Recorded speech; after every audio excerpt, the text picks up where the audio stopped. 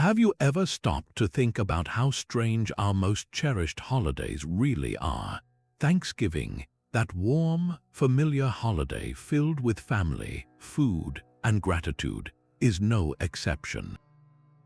We gather around tables groaning with food, watch parades with giant cartoon balloons, and maybe even argue with relatives about politics, all in the name of giving thanks. But beneath all that tradition and turkey lies a world of wonderfully weird customs that have become so normal, we hardly question them.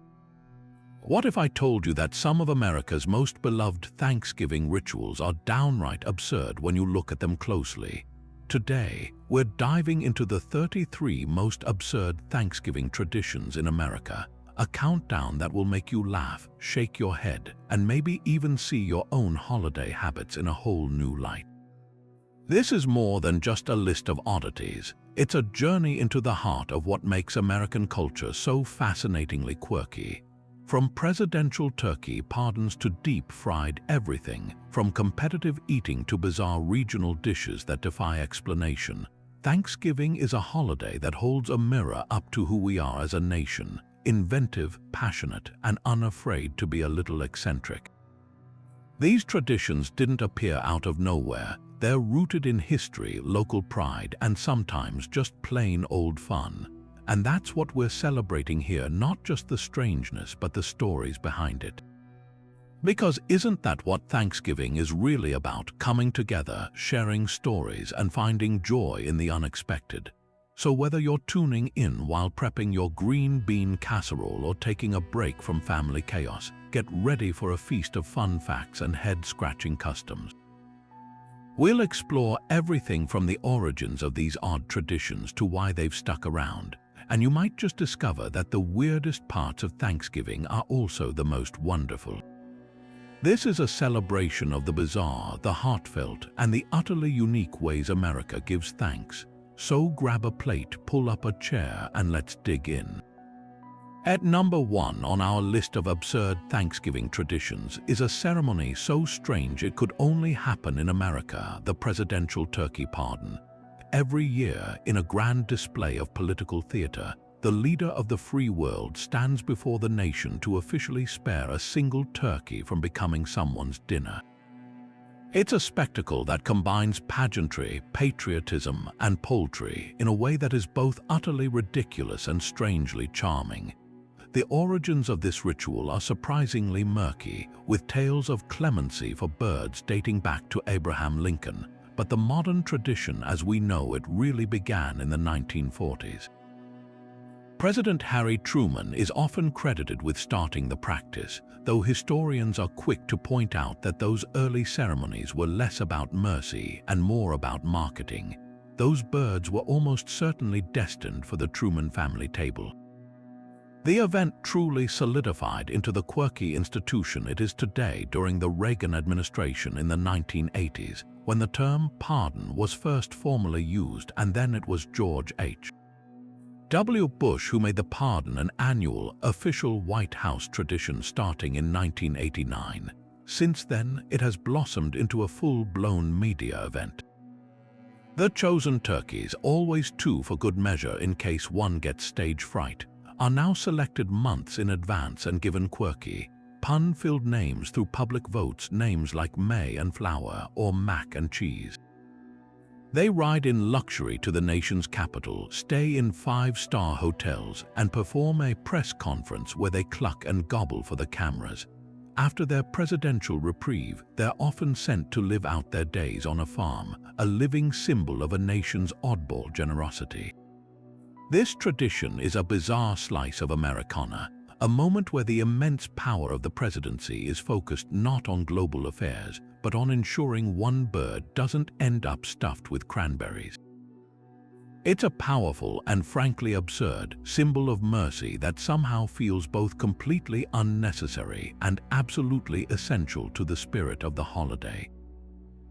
Coming in at number 2 is another Thanksgiving ritual that marries the wholesome with the wonderfully weird, the turkey trot. Imagine this, it's a cold, crisp Thanksgiving morning.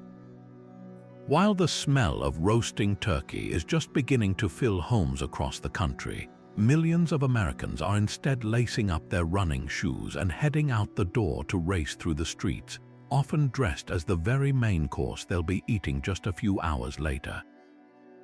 This is the nationwide phenomenon of the Thanksgiving Day road race, a tradition that lets you earn your pumpkin pie through sheer physical exertion.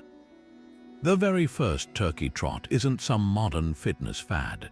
It actually dates all the way back to 1896 in Buffalo, New York.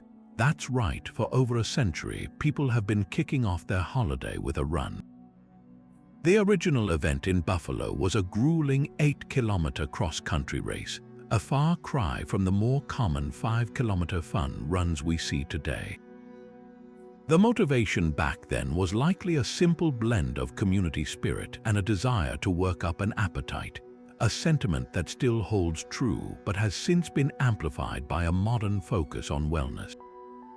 It's the ultimate health-conscious counterbalance to a day of spectacular overindulgence, a way to justify that second helping of stuffing and an entire slice of pecan pie without a shred of guilt. But the true absurdity and the undeniable charm of the turkey trot lies in the costumes. This isn't your average, serious athletic competition. It's a moving parade of silliness. You'll see packs of runners sporting full-body turkey suits, their feathered tails bouncing with every step.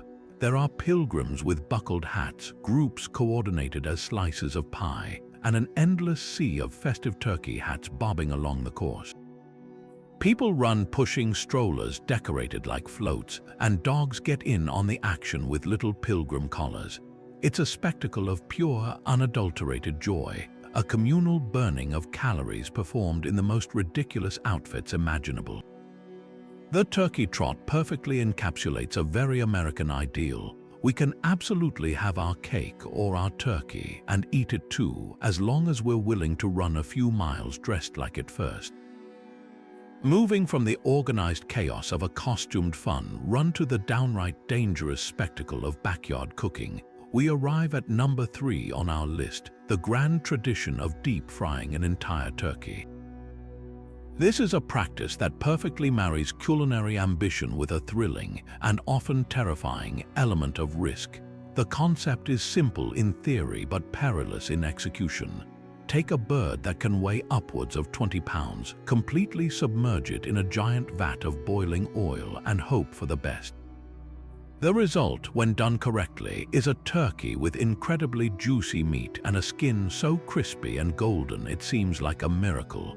But when it goes wrong, and it so often does, it transforms a family Thanksgiving into a scene that requires a call to the local fire department. The rise of the deep-fried turkey is a relatively modern phenomenon, exploding in popularity across the American South in the 1990s before conquering backyards nationwide. Celebrity chefs and cooking shows championed it as the ultimate way to achieve a perfectly cooked bird in a fraction of the time it takes to roast one, and the novelty factor was undeniable. The science behind it is sound. The intense heat of the oil, which must be precisely heated to 350 degrees Fahrenheit, sears the outside of the turkey instantly, locking in all the natural juices while creating that signature crackling crust. It's a cooking method that bypasses the dreaded dry breast entirely, promising a foolproof feast. That is, of course, if the fool in question follows the instructions with absolute precision. And that is where the tradition earns its absurdity. The path to deep-fried perfection is littered with potential disasters of epic proportions. The most common and most dramatic mistake is attempting to fry a frozen or even partially frozen turkey.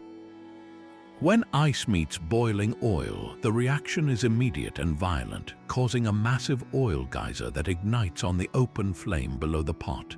This creates a fireball that can easily engulf a deck, a garage, or even an entire house. Every single November, news outlets are filled with stories and viral videos of these backyard infernos, featuring fathers in aprons running from a towering pillar of flame that used to be their dinner. It's a ritual so predictable that fire safety officials issue annual warnings. pleading with the public to fully thaw their birds and set up their fryers far away from any structures. Yet the allure of that perfect golden brown bird keeps this dangerous dance alive. It has become a sort of Thanksgiving rite of passage, a test of courage and culinary skill performed by dads and uncles across the country. There's a certain bravado associated with successfully pulling it off, a badge of honor earned by conquering the elements of fire and oil. The whole process, from carefully lowering the bird into the bubbling cauldron with a dubious-looking contraption to the triumphant moment of lifting it out, glistening and perfect, is a performance. It's a delicious, high-stakes gamble that adds an element of exhilarating danger to a holiday otherwise dedicated to peaceful gratitude, proving that sometimes the most memorable traditions are the ones that literally play with fire. Now for tradition number 4, we have to talk about a dish that is a true testament to the power of mid-century marketing and the enduring love for creamy, crunchy comfort, the green bean casserole. This is not some centuries-old recipe passed down through generations. No, this iconic side dish was literally invented in a test kitchen in 1955 by a home economist named Dorcas Riley, who worked for the Campbell's Soup Company. Her mission was simple: create a quick and easy recipe using ingredients that were readily available in any American pantry, specifically a can of Campbell's cream of mushroom soup. The result was a culinary phenomenon that would, against all odds, become as central to the Thanksgiving table as the turkey itself. Just think about that for a second. A corporate recipe designed to sell more soup is now an irreplaceable part of a holiday dedicated to harvest and home cooking.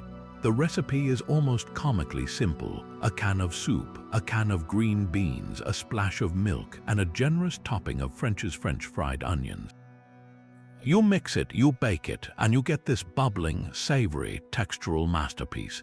It's the ultimate inconvenience food, a dish that requires virtually no culinary skill whatsoever, yet it delivers a flavor and a feeling that is deeply nostalgic for millions of Americans. It embodies a whole era of post-war American optimism, where new processed foods were seen as modern, time-saving miracles for the busy housewife. This, of course, is where the great debate begins. For every family that wouldn't dream of a Thanksgiving without that familiar creamy, salty, umami-rich casserole straight from the can, there is another that views it as a culinary abomination. Purists argue for a from-scratch version with fresh blanched green beans, a luxurious homemade bechamel sauce, and freshly sautéed mushrooms. They see the canned soup version as a relic of a less sophisticated palate. But for its defenders, the homemade version, no matter how beautifully executed, is just not the real thing. It lacks that specific, unmistakable flavor that can only come from the precise chemistry of Campbell's soup and the crispy, salty perfection of those canned onions. This divide is about more than just taste, it's about memory and identity. For many, the taste of that casserole is the taste of their grandmother's kitchen, of childhood, of tradition itself. It represents a specific kind of love, the love of a busy parent making a holiday happen with whatever tools they had available. Its staying power is a fascinating example of how comfort and nostalgia can trump any notion of gourmet purity. In a holiday meal that is often fraught with pressure to perform culinary excellence, the green bean casserole remains a forgiving, dependable, and utterly democratic dish. It's a humble casserole that proudly, and a little absurdly, holds its own against the fanciest of heritage-bred turkeys and artisan cranberry relishes, a true blue American icon born not on a farm but in a corporate lab. At number 5, we find a Thanksgiving tradition that is perhaps the most visually iconic and unapologetically artificial dish on the table: the gelid cranberry sauce that comes straight from a can. This is no artisanal chutney or fresh relish. This is a quivering, ruby-red cylinder, complete with the ridges from its metal container, that slides out with a distinctive schlop onto a waiting plate. It's a food that is served in the exact shape of its packaging, a concept that is utterly bizarre when you stop to think about it, yet it holds a place of honor on millions of American tables each November. The story of this wobbly icon begins not in a home kitchen, but with a lawyer and cranberry grower named Marcus Yoran in the early 20th century. Facing the problem of a highly perishable harvest, Yoran had a revolutionary idea. He started Cranberry Canning Cooperative, which would eventually become the Ocean Spray Company. By cooking the berries and sealing them in cans, he found a way to make cranberry sauce available year-round, completely transforming it from a seasonal delicacy into a pantry staple. The gelid version specifically was a product of this industrial process, relying on the berry's natural pectin to set into that firm, gelatinous form. This innovation democratized the Thanksgiving table, ensuring that everyone, regardless of their cooking skills or access to fresh berries, could have the sweet and tart accompaniment that is essential to cutting through the richness of the meal. The true magic of canned cranberry sauce, however, lies not in its convenience but in its powerful nostalgia. For generations of Americans, the sight of that can, with its distinctive paper wrapper, is a direct line to childhood Thanksgivings. The act of opening both ends of the can, giving it a firm push, and watching that perfect ridged log slide out intact is a ritual in itself. Then comes the slicing, usually into perfectly round, quarter-inch thick discs that are carefully arranged on a plate. There's something deeply satisfying about its uniformity, its predictability. It is the antithesis of the messy, complicated, and often stressful process of preparing the rest of the holiday feast. It is a known quantity, a sugary, reliable constant in a world of variables like dry turkey or lumpy gravy. This tradition inevitably creates a stark divide at the table, a culinary generation gap. On one side, you have the defenders of the can, for whom its taste is the true taste of Thanksgiving. They might quietly admit that a homemade version with orange zest and fresh cranberries is technically more sophisticated, but they will argue it lacks the specific sweet, nostalgic punch of the canned stuff. On the other side are the food purists who view the gelid cylinder as a gastronomic joke, a symbol of everything wrong with mid-century processed food. They cannot fathom serving a dish that proudly displays the marks of its industrial manufacture, yet its enduring popularity is a testament to its strange power. It is a food that is loved not in spite of its artificiality, but because of it. It is a conscious celebration of convenience and memory over any pretense of culinary authenticity. In a meal that often strives for a rustic harvest festival ideal, the glossy, can-shaped cranberry sauce sits as an honest, unpretentious, and wonderfully absurd reminder that sometimes tradition doesn't come from a grandmother's recipe box, but from the grocery store shelf. While the Thanksgiving table offers its own set of peculiar rituals, one of the most uniquely American traditions happens not in the dining room but in front of the television.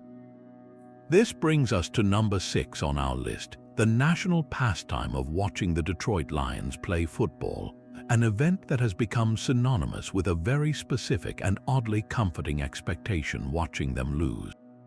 It's a tradition built on a foundation of hope, history, and a strange communal acceptance of near-annual disappointment, providing a bizarrely stable anchor in the otherwise chaotic sea of holiday emotions. The story of how the Lions became the kings of Thanksgiving football is a tale of pure hustle. It all started in 1934, a year after the team moved from Portsmouth, Ohio to Detroit. The franchise's first owner, a radio executive named George Richards, was looking for a way to drum up interest and put his new team on the map. He managed to convince the NBC radio network to broadcast a Thanksgiving Day game nationally, a massive gamble at the time. To ensure a packed stadium and a spectacle worthy of the airwaves, Richards cleverly scheduled a doubleheader, pairing a high school game with the Lions' matchup against the undefeated Chicago Bears. The gamble worked spectacularly. Over 26,000 fans showed up at the University of Detroit Stadium, creating an undeniable buzz. Despite losing that inaugural game 19-16, a tradition was born. The national broadcast was a ratings hit, and the Lions have played on Thanksgiving every single year since, with the only exceptions being during the World War, 2 years from 1939 to 1944. This unwavering commitment has woven the Lions game into the very fabric of the holiday for millions of families. It serves as a background soundtrack to meal preparation, a welcome distraction from awkward political conversations with relatives, and a shared experience that bridges generations. For decades, the game has provided a structured schedule to the day. The first whistle blows around the time the turkey goes into the oven. Halftime coincides with the frantic final preparations in the kitchen, and the final quarter plays out as everyone settles into a tryptophan-induced haze on the couch. The team's identity became inextricably linked with the holiday itself, a connection few other professional sports franchises can claim. But the true, absurd heart of this tradition isn't just the game, it's the pervasive, almost affectionate expectation of a Lions' loss. For the vast majority of their Thanksgiving history, the Lions have been, to put it kindly, not a very good football team. Their record on the holiday is famously poor, creating a cultural phenomenon where tuning in to see them lose became as much of a ritual as serving the green bean casserole. There's a peculiar comfort in this predictability, in a world and a holiday that can be full of unpredictable stress and family drama. The Lions' struggles on the field became a constant, a reliable outcome that everyone could collectively sigh or laugh about together. It fostered a sense of shared, low-stakes martyrdom among fans and a sense of schadenfreude-fueled entertainment for neutral viewers. The game became less about the athletic competition and more about the communal experience of witnessing a tradition where the outcome felt preordained. This dynamic has created a bizarre form of loyalty. Lions fans, known for their unwavering and long-suffering devotion, have embraced this identity, showing up either at Ford Field or in spirit to support their team despite the likely outcome is a point of pride. It's a testament to loving something not for its success, but for its familiar, steadfast presence in your life. In recent years, with the team's fortunes finally showing signs of a dramatic shift towards competitiveness, this tradition is facing an identity crisis of its own. A winning Lions team on Thanksgiving feels almost disorienting, like a plot twist in a story everyone knows by heart. Yet, whether they extend their legacy of heartbreak or forge a new one of triumph, the ritual remains a cornerstone of the American holiday, a 3-hour block of controlled chaos and communal bonding that proves sometimes the most comforting tradition isn't about winning, it's simply about showing up year after year to see what happens. At number 7, we find a tradition that turns a simple piece of poultry anatomy into a high-stakes game of chance and childhood ambition, the ritual breaking of the turkey's wishbone. This curious custom involves 2 people, each gripping one end of the bird's furcula, the V-shaped bone located between the breast meat, and pulling with all their might until it snaps. The person left holding the larger piece is declared the winner and is believed to have their secret wish granted. It's a moment of intense concentration, giggles, and fierce competition that plays out in kitchens across the country, a tiny, ancient drama nestled within the modern holiday. The origin of this practice is far older than Thanksgiving itself, stretching back over 2,000 years to the Etruscans, an ancient civilization in what is now Italy. The Etruscans considered the chicken a sacred bird, a creature capable of predicting the future. When a hen laid an egg, a priest would carefully draw a circle in the dirt and divide it into sections representing the letters of their alphabet. The egg would then be placed in the center, and the priest would observe which letter the chicken's beak pecked at first, using this to form words of prophecy. After the chicken was eventually killed for food, its wishbone was laid out in the sun to dry. People would gently stroke the bone, making wishes upon it as if it were a talisman still charged with the bird's divinatory power. This is how it earned the name wishbone. The Romans later adopted this tradition from the Etruscans, but with a population boom and a shortage of wishbones, a problem emerged. There weren't enough sacred bones to go around.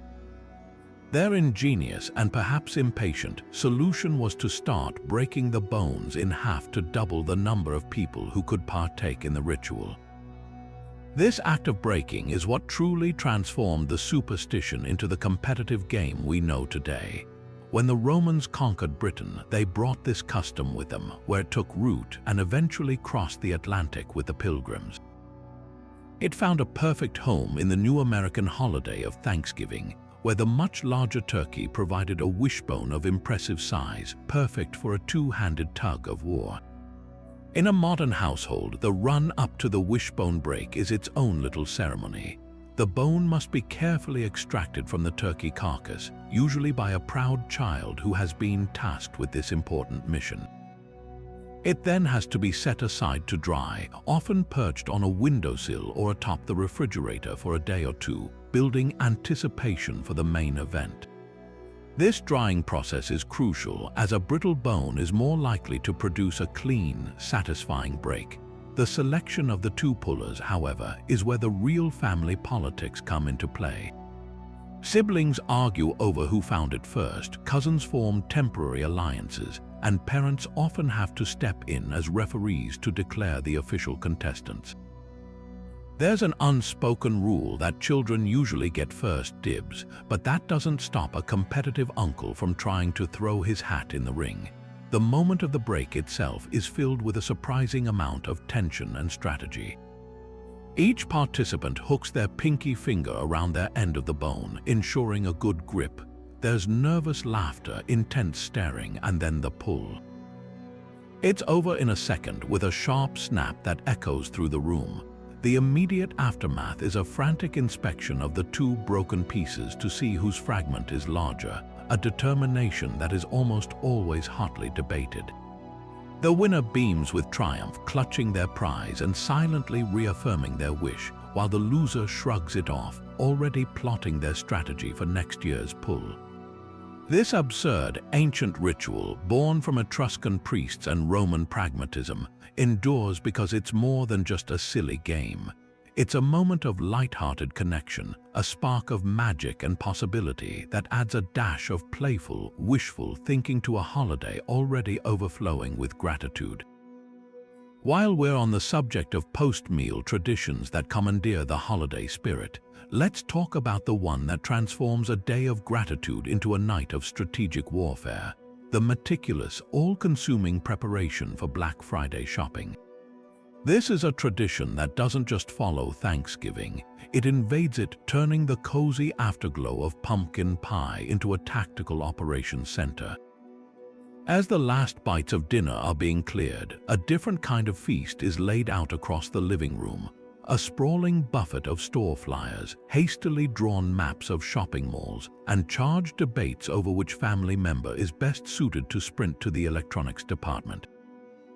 It's a consumerist ritual that has become as ingrained in the holiday as the Macy's parade, a bizarre pivot from giving thanks for what we have to plotting how to acquire more at a staggering discount. The absurdity of this tradition is truly in the preparation. The Thanksgiving dinner table itself often becomes the first briefing room.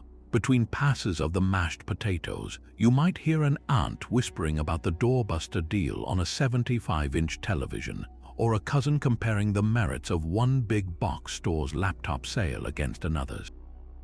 It's a surreal juxtaposition, expressions of heartfelt gratitude for family and health happening in the same breath as a heated argument about the inventory limits on discounted video game consoles. The carving of the turkey is followed by the dissection of circulars, with everyone armed with a highlighter, marking the must-have items with the intensity of a general plotting a siege. This isn't casual browsing, it's a high-stakes mission requiring coordination, timing, and a willingness to sacrifice sleep and comfort for the thrill of the hunt. This planning phase then evolves into a full-blown logistical nightmare. Families don't just make a list, they draft a battle plan. They plot precise routes through sprawling malls to maximize efficiency, calculating the time it will take to get from the parking lot to the small appliance aisle. Alliances are formed and duties are assigned based on speed, strength, and ruthlessness. You grab the carts and hold our place in line for the towels. I'll push through the crowd to get the air fryers, and Mom, you stand guard by the shopping bags. There's a genuine, almost athletic strategy involved, with participants studying store layouts online as if they were blueprints for a bank heist. The goal is to hit multiple stores in a single, brutal sweep, all before the sun comes up. The most jarring aspect of this ritual is how it has physically encroached on the holiday itself. What began as an early Friday morning event has been pushed back further and further into Thursday night, blurring the lines between the 2 days entirely. For many families, the Thanksgiving celebration now has a hard stop. There's no time for a second slice of pie, a leisurely game of cards, or a lazy nap on the couch. Instead, the meal concludes with a frantic glance at the clock, a quick change into comfortable shoes, and a rush out the door to join the growing lines of fellow shoppers in the cold, dark parking lots. The warm, communal spirit of the holiday is abruptly traded for the chilly, individualistic scramble of consumerism, a stark transition that highlights a fascinating cultural contradiction. We spend a whole day focused on the non-material joys of life, family, connection, togetherness, only to cap it off by plunging headfirst into the most materialistic frenzy of the year. It's a strange, compelling, and utterly American tradition that proves for many the thing they're most thankful for on Thanksgiving is a really good deal. And now, for tradition number 9, we turn our eyes to the sky for one of the most spectacular and logistically mind-boggling spectacles of the holiday: the Macy's Thanksgiving Day Parade and its iconic squadron of giant character balloons. Imagine a brisk November morning in New York City, where the air is filled with the sounds of marching bands and cheers from over 3 million spectators, all craning their necks to witness a surreal procession of colossal cartoon characters, superheroes, and dinosaurs floating serenely above the skyscrapers. This is no ordinary parade. It's a feat of engineering, artistry, and sheer human effort that has defined the visual landscape of Thanksgiving for nearly a century. The parade's history is a classic tale of immigrant celebration and corporate pride. It was first held in 1924, organized by Macy's employees, many of whom were first-generation immigrants eager to celebrate their new American heritage with a festival reminiscent of the grand events in Europe. That very first parade featured live animals borrowed from the Central Park Zoo, which terrified the children, prompting a swift and brilliant pivot. By 1927, Macy's introduced the first giant balloons to replace the animals, a helium-filled Felix the cat that captivated the crowd and set a new, wondrous standard. These early balloons were not the intricate marvels we see today. They were simple, inflatable figures that were released at the end of the route to float away, with a reward offered for their return, a practice quickly abandoned when the released balloons caused panic by startling pilots and landing on distant properties. The creation and operation of these balloons today is a year-long endeavor of staggering complexity. Each new character is first sculpted as a small clay model before being scanned and digitized. That digital model is then used to create a full-size framework, over which skilled artists drape and glue together enormous panels of polyurethane fabric, a modern replacement for the rubberized silk used in the early days. The inflation process itself is an all-night event, taking place the evening before the parade in the streets around the American Museum of Natural History. It's a public spectacle where you can watch these behemoths slowly come to life, transforming from a crumpled heap of fabric into a towering icon, a process that requires tens of thousands of cubic feet of helium and a small army of technicians. But the true heart of the operation, and the source of its most charming absurdity, is the volunteer balloon handler corps. Each of these massive figures, some stretching over 5 stories high and 60 feet long, is guided down the 2.5-mile route by a team of 50 to 100 handlers, all clad in signature white costumes and harnessed to long ropes. These aren't just random volunteers, they are often employees of Macy's or their family members, and participation is considered a cherished honor, a Thanksgiving tradition passed down through generations within families.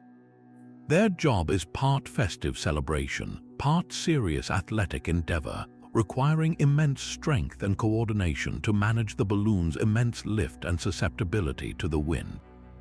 They march in a precise formation, responding to commands from a lead handler to dip, rise, or turn the character, all while navigating urban canyons where wind conditions can change in an instant.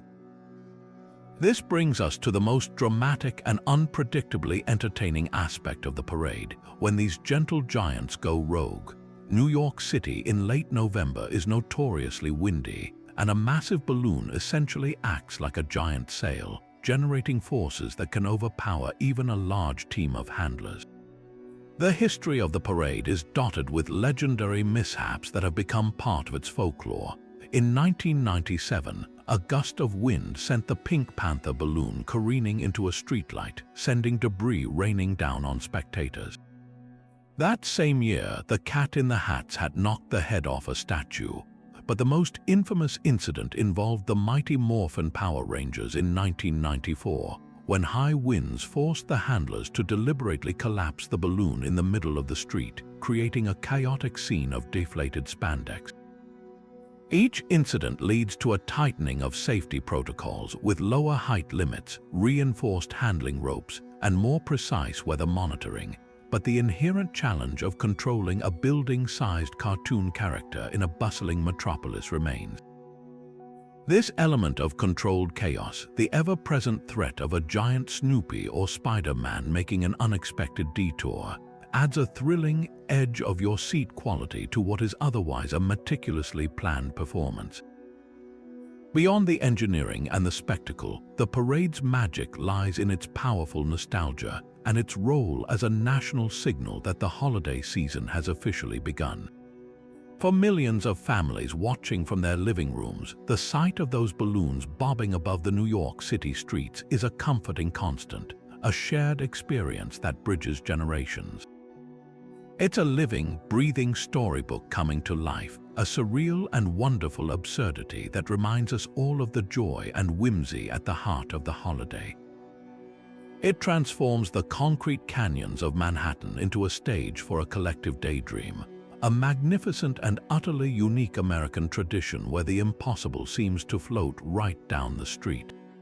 At number 10, we arrive at a culinary creation so audacious, so structurally unsound, and so gloriously excessive that it feels less like a recipe and more like a dare, the legendary turducken. This is the ultimate meat lover's Russian nesting doll, a Frankenstein monster of poultry that consists of a deboned chicken stuffed inside a deboned duck, which is then stuffed inside a deboned turkey. And because that simply isn't enough between each layer of bird, there is typically another layer of stuffing, perhaps cornbread, andouille sausage, or oyster, creating a multi-tiered meat cake that defies both logic and the capacity of the average oven. It is the pinnacle of gastronomic ambition, a centerpiece that doesn't just invite overindulgence. It demands a complete surrender to it. The origins of this beast are fiercely debated, but its modern popularization is almost universally credited to the culinary culture of Cajun country in Louisiana. The legendary chef Paul Prudhomme is often cited as the man who brought the turducken to a national audience in the 1980s, trademarking the name and featuring it on his television shows, but the concept itself is much older. Similar dishes, known as engastration, appear in medieval European cookbooks where the practice of stuffing one animal inside another was a display of extreme wealth and power at grand feasts. However, the Cajun version is a distinct product of its environment, a region known for its bold flavors, resourcefulness, and a love for celebrating food as a central event. It was a natural fit for a culture that gave the world gumbo and jambalaya, dishes that are all about the joyful, chaotic mixing of ingredients. The preparation of a turducken is not for the faint of heart or the unskilled with a boning knife. This is a project that requires advanced butchery skills, several hours of dedicated labor, and a certain level of reckless confidence. The process begins with the meticulous deboning of all three birds, a task that must be performed with surgical precision to leave the skin and meat intact as a single, stuffable pouch. One wrong slice can turn a potential masterpiece into a patchwork project. Once the birds are prepared, the assembly line begins. A layer of turkey is laid out skin side down, covered with a generous blanket of stuffing. Then the duck is placed on top, followed by more stuffing, and finally the chicken. The entire towering stack is then carefully rolled and trussed with kitchen twine into a vaguely turkey-shaped loaf, a process that feels more like engineering than cooking. The final challenge is roasting it evenly. Because of its immense density, the outside can risk burning long before the internal temperature of the innermost chicken reaches a safe 165 degrees Fahrenheit. It's a high-wire act that can take 6 hours or more, a test of patience and oven calibration. When it's finally time to carve, the turducken delivers its most famous party trick. Instead of slicing through bone and joint, the knife glides through cleanly, revealing a stunning cross-section of culinary madness. Perfect concentric rings of white and dark meat from the three different birds, striated with layers of flavorful stuffing. Each slice is a complete history of the entire endeavor, a bite that contains the distinct flavors of turkey, duck, and chicken all at once. The duck, with its rich, fatty skin, bastes the leaner turkey and chicken from within, while the stuffings soak up all the mingled juices, creating a flavor profile that is incredibly moist and complex. Yet, for all its technical marvel, the turducken is also a potent symbol of Thanksgiving excess. On a holiday already defined by a table groaning with more food than any one family could possibly consume, the turducken takes that ethos and multiplies it by 3. It is the physical embodiment of the question, why have one main course when you could have 3? It represents a pursuit of culinary glory that borders on the obsessive, a desire to create something so monumental that it becomes the talking point of the entire holiday. It's a dish that doesn't just ask for admiration, it commands it. In the end, the turducken is more than a meal. It's a spectacle, a conversation starter, and a testament to the human desire to take a beloved tradition, and just because we can, make it bigger, bolder, and absolutely wonderfully absurd. Of course, the true genius of Thanksgiving often reveals itself not during the main event, but in the quiet, magical hours that follow, which brings us to tradition number 11, the sacred art of the Thanksgiving leftovers sandwich. This isn't just a quick bite to stave off hunger. It's a carefully constructed monument to the feast itself, a massive, multi-layered masterpiece assembled with the devotion of a medieval architect. We're talking about piles of sliced turkey, a hearty smear of cranberry sauce, a thick layer of cold stuffing, a handful of lettuce for a pathetic attempt at freshness, and the entire affair either drenched in gravy or, for the truly brave, dipped directly into the gravy boat. And the preferred time for its consumption, often around midnight, standing alone in the dim light of the open refrigerator, in a state of blissful post-feast tranquility. This ritual is the glorious second act of the Thanksgiving celebration, a way to extend the joy and comfort of the holiday meal long after the table has been cleared and the relatives have gone home.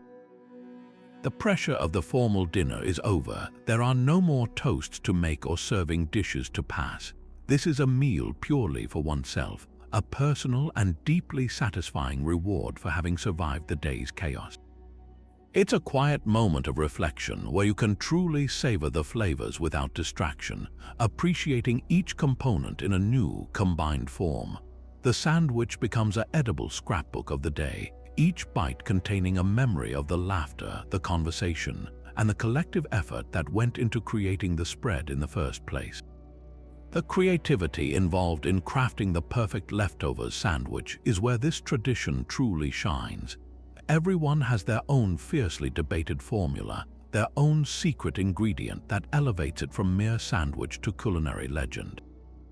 Purists argue for the classic combination: white meat turkey, herb stuffing, and gelid cranberry sauce on soft white bread, but the innovators push the boundaries. They might add a layer of mashed potatoes for extra creaminess, or swap the bread for a leftover dinner roll. Some insist on a layer of cold, congealed gravy, claiming it adds a rich, savory depth, while others gently warm the turkey and stuffing in the microwave first, creating a delightful contrast with the cool cranberry sauce. The most adventurous might even chop everything up into a finely minced mixture, pack it into a loaf pan to set overnight, and then slice and pan-fry it the next day for a Thanksgiving leftover hash that is then placed between two pieces of buttered and griddled bread. This is not just eating, it's a form of culinary alchemy, transforming the remnants of one meal into an entirely new and often superior creation. This midnight feast also serves a practical, almost primal purpose. After a day of consuming a meal famously high in tryptophan, an amino acid that encourages drowsiness, the body often wakes up a few hours later searching for fuel. The leftovers sandwich is the perfect answer. It's a hearty, protein-packed snack that satisfies that deep, nocturnal hunger without requiring any real cooking. It's a secret meal, a small rebellion against the normal rules of dining, enjoyed in the peaceful silence of a sleeping house. The only sounds are the hum of the refrigerator and the satisfying crunch of the bread as you bite into a creation that is somehow both a mess and a masterpiece.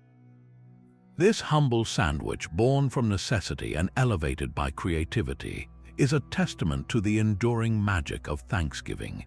It proves that for many, the best part of the holiday isn't the first plate enjoyed at the table, but the second one discovered in the quiet of the night, a delicious secret shared between you and the glowing light of the fridge. Of all the traditions we hold dear, perhaps none is more reliably unpredictable than the one that sits at the table right alongside Aunt Carol's marshmallow-topped sweet potato casserole, the family argument over politics. This is a time-honored ritual where simmering ideological differences, often kept politely under wraps for 364 days a year, finally boil over right next to the gravy boat. It's a dynamic fueled by a perfect storm of holiday-specific conditions: the drowsy, disinhibiting effects of tryptophan, the liberal lubrication of holiday wine and spirits, and the high-stakes pressure of enforced family togetherness. What begins as a gentle inquiry about someone's drive into town can, within minutes, detour into a heated debate about tax policy, foreign affairs, or the latest cultural flashpoint, leaving the rest of the table to stare intently at their plates as if the pattern of peas and carrots holds the secret to world peace. This tradition has become such a staple of Thanksgiving lore that it's practically its own genre of comedy and drama, featured in countless movies and television specials. We all know the archetypes. There's the passionately opinionated uncle who gets his news from a very specific cable channel, the recently college-educated niece or nephew armed with fresh theories and a desire to debate, and the weary matriarch or patriarch who just wants everyone to get along long enough for dessert. The initial trigger is often a seemingly innocuous comment, a passing reference to a news story everyone has seen but interpreted through entirely different lenses. Someone takes the bait, a counterpoint is offered not as a conversation but as a correction, and suddenly the air grows thick with tension. The turkey is forgotten, the stuffing goes cold, and the dining room transforms into a makeshift debating hall where the only thing being carved up is the fabric of familial goodwill. In a valiant attempt to preempt this annual chaos, many families have instituted the infamous no politics at the table rule. This decree is usually announced weeks in advance via a Chinese letter email or text thread, often by a well-meaning family member who remembers the near fisticuffs of 2016 all too well. Everyone readily agrees it seems like such a simple, sensible solution to preserve the peace. Yet this rule possesses a strange, magnetic quality. It is almost designed to be broken. The very act of forbidding a topic seems to make it more tempting, hanging in the air like a dare.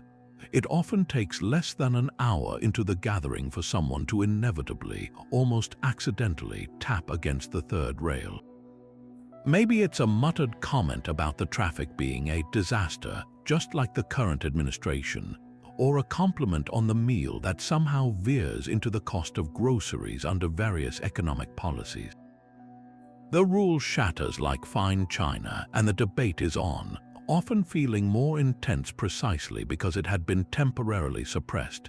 Navigating this minefield requires a unique set of survival skills that seasoned Thanksgiving guests have honed over the years. Some become masters of the strategic subject change, swooping in at the first sign of conflict with a loudly announced, "So, who is excited for the new superhero movie?"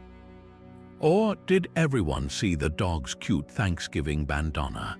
Others adopt the role of the neutral Switzerland, nodding empathetically at both sides without committing to either, offering placating phrases like, "That's certainly an interesting perspective," or "I can see why you'd feel that way." Then there are the escape artists who suddenly develop an urgent need to check on the pie in the kitchen, offer to take the dog for a walk, or volunteer for clean-up duty the instant voices begin to rise. These strategies are less about winning an argument and more about salvaging the day, a recognition that the goal is to leave the table with relationships intact, even if no one's mind has been changed. In a strange way, these fraught discussions highlight a deep, if complicated, level of trust and intimacy. We reserve our most unfiltered opinions for those we are most securely bonded to, the people we believe will love us despite our divergent views. The Thanksgiving table is one of the few remaining forums where people with vastly different worldviews are forced to sit together and engage, however messily. It's a microcosm of the national discourse, but with the high-stakes pressure of knowing you have to see these people at Christmas. While these arguments can be deeply stressful, they also represent a raw, authentic form of engagement that contrasts sharply with the curated isolation of social media echo chambers. They are messy, difficult, and emotionally draining, but they are undeniably real, a testament to the complex, frustrating, and ultimately enduring nature of family itself. Tradition 13 on our list is a relatively new but wildly popular phenomenon that has fundamentally reshaped the holiday for an entire generation: the rise of Friendsgiving. This is the Thanksgiving celebration you have with your chosen family, your friends, often held on a different day to accommodate everyone's complex travel and family obligations. It swaps the formal dining room for a cramped apartment living room, replaces the heirloom china with an assortment of mismatched plates, and trades potentially tense political debates for relaxed, easygoing conversation. It's a potluck feast where a meticulously crafted traditional green bean casserole might sit right next to a store-bought veggie platter and an experimental dish one friend found on a food blog, all welcomed with equal enthusiasm. The explosion of Friendsgiving is deeply intertwined with major societal shifts, particularly among millennials and Gen Z. As young adults delay marriage and children, move far from their hometowns for education and careers, and redefine what family means to them, the traditional pilgrimage back to their parents' house isn't always feasible or even desired. Friendsgiving fills that void beautifully. It creates a space for communal gratitude and feast-making for those who might otherwise spend the holiday alone or feel out of place at their own family gatherings. It's a celebration built on choice and mutual affection rather than obligation, offering a low-pressure alternative to the high-stakes performance of a traditional family Thanksgiving. The vibe is intentionally more casual. The dress code is elastic waistbands, the centerpiece might be a clever meme printed out and taped to the wall, and the soundtrack is a collaborative playlist instead of the game on television. This informality extends directly to the menu, which is where Friendsgiving truly carves out its own unique and often deliciously absurd identity. While the core pillars of turkey, stuffing, and potatoes are usually present in some form, they often appear alongside dishes that would never make it to grandma's table. This is the domain of culinary experimentation and personal expression. You might find a fully vegan turkey roast made from seitan, a macaroni and cheese bar with a dozen different toppings, or a Brussels sprout salad that someone spent 2 days and $20 worth of pomegranate seeds to perfect. The potluck structure means the meal becomes a culinary reflection of the entire friend group's diverse tastes, dietary restrictions, and cooking confidence levels. There's no judgment, only curiosity and the shared adventure of trying a bit of everything. The turkey itself might be a humble roasted chicken, a pan of barbecue meatballs, or even a taco bar, because the point isn't strict adherence to tradition, it's about sharing a meal and making new traditions together. This modern ritual speaks volumes about changing social norms. It highlights a cultural move towards creating intentional community, building families based on shared values and experiences rather than solely on blood relations. Friendsgiving acknowledges that for many, the deepest bonds of support and understanding are forged with friends who have seen you through life's real challenges, from career pivots and breakups to personal triumphs. The holiday becomes less about performing a role within a family unit and more about authentic connection and mutual care. It's a testament to the idea that thankfulness doesn't have a single prescribed setting. It can be celebrated anywhere with anyone who makes you feel at home. In its beautiful, chaotic, and deeply personal way, Friendsgiving doesn't replace the traditional holiday. It expands it, ensuring that the spirit of gratitude and togetherness reaches everyone exactly where they are. At number 14, we examine a decorative staple so ubiquitous it has become almost invisible in its familiarity. The cornucopia, that horn-shaped basket brimming with gourds, ears of corn, and glossy plastic fruits. This iconic centerpiece is meant to be a direct and powerful symbol of the harvest's abundance, a literal horn of plenty placed right in the middle of the Thanksgiving table. But the journey of this symbol, from its violent origins in ancient Greek mythology to its current status as a mass-produced holiday knick-knack, is a wonderfully strange tale of how symbols are borrowed, stripped of their original context, and repurposed to fit a new national identity. The mythic roots of the cornucopia are dramatic and fantastically brutal, a far cry from the peaceful harvest imagery it evokes today. In one of the most common versions of the story, the cornucopia originates from the infancy of Zeus, the king of the Greek gods. The infant Zeus was hidden away in a cave on Crete to protect him from his father, Cronus, who had a habit of swallowing his children. He was nursed by a goat nymph named Amalthea. During a playful romp, the young god accidentally broke off one of Amalthea's horns. Filled with remorse and gratitude for her nourishment, Zeus endowed the broken horn with a divine power. It would forever overflow with whatever food or drink its owner desired. In another version, the horn is torn from the head of the river god Achelous by the hero Heracles during a tremendous battle. In both tellings, the symbol is born from an act of force, a rupture that creates a magical object of endless provision. So how did this artifact of Greco-Roman myth find its way onto American Thanksgiving tables? The answer lies in the nation's early search for a visual language to express its ideals. In the 18th and 19th centuries, American artists and designers were deeply influenced by neoclassicism, a movement that looked back to the art and symbols of ancient Greece and Rome for inspiration. They saw the young United States as a new republic in the spirit of the old ones, and they adopted classical symbols to lend a sense of legitimacy, tradition, and grandeur to the new nation. The cornucopia, as a near-universal symbol of abundance and prosperity, was a perfect fit.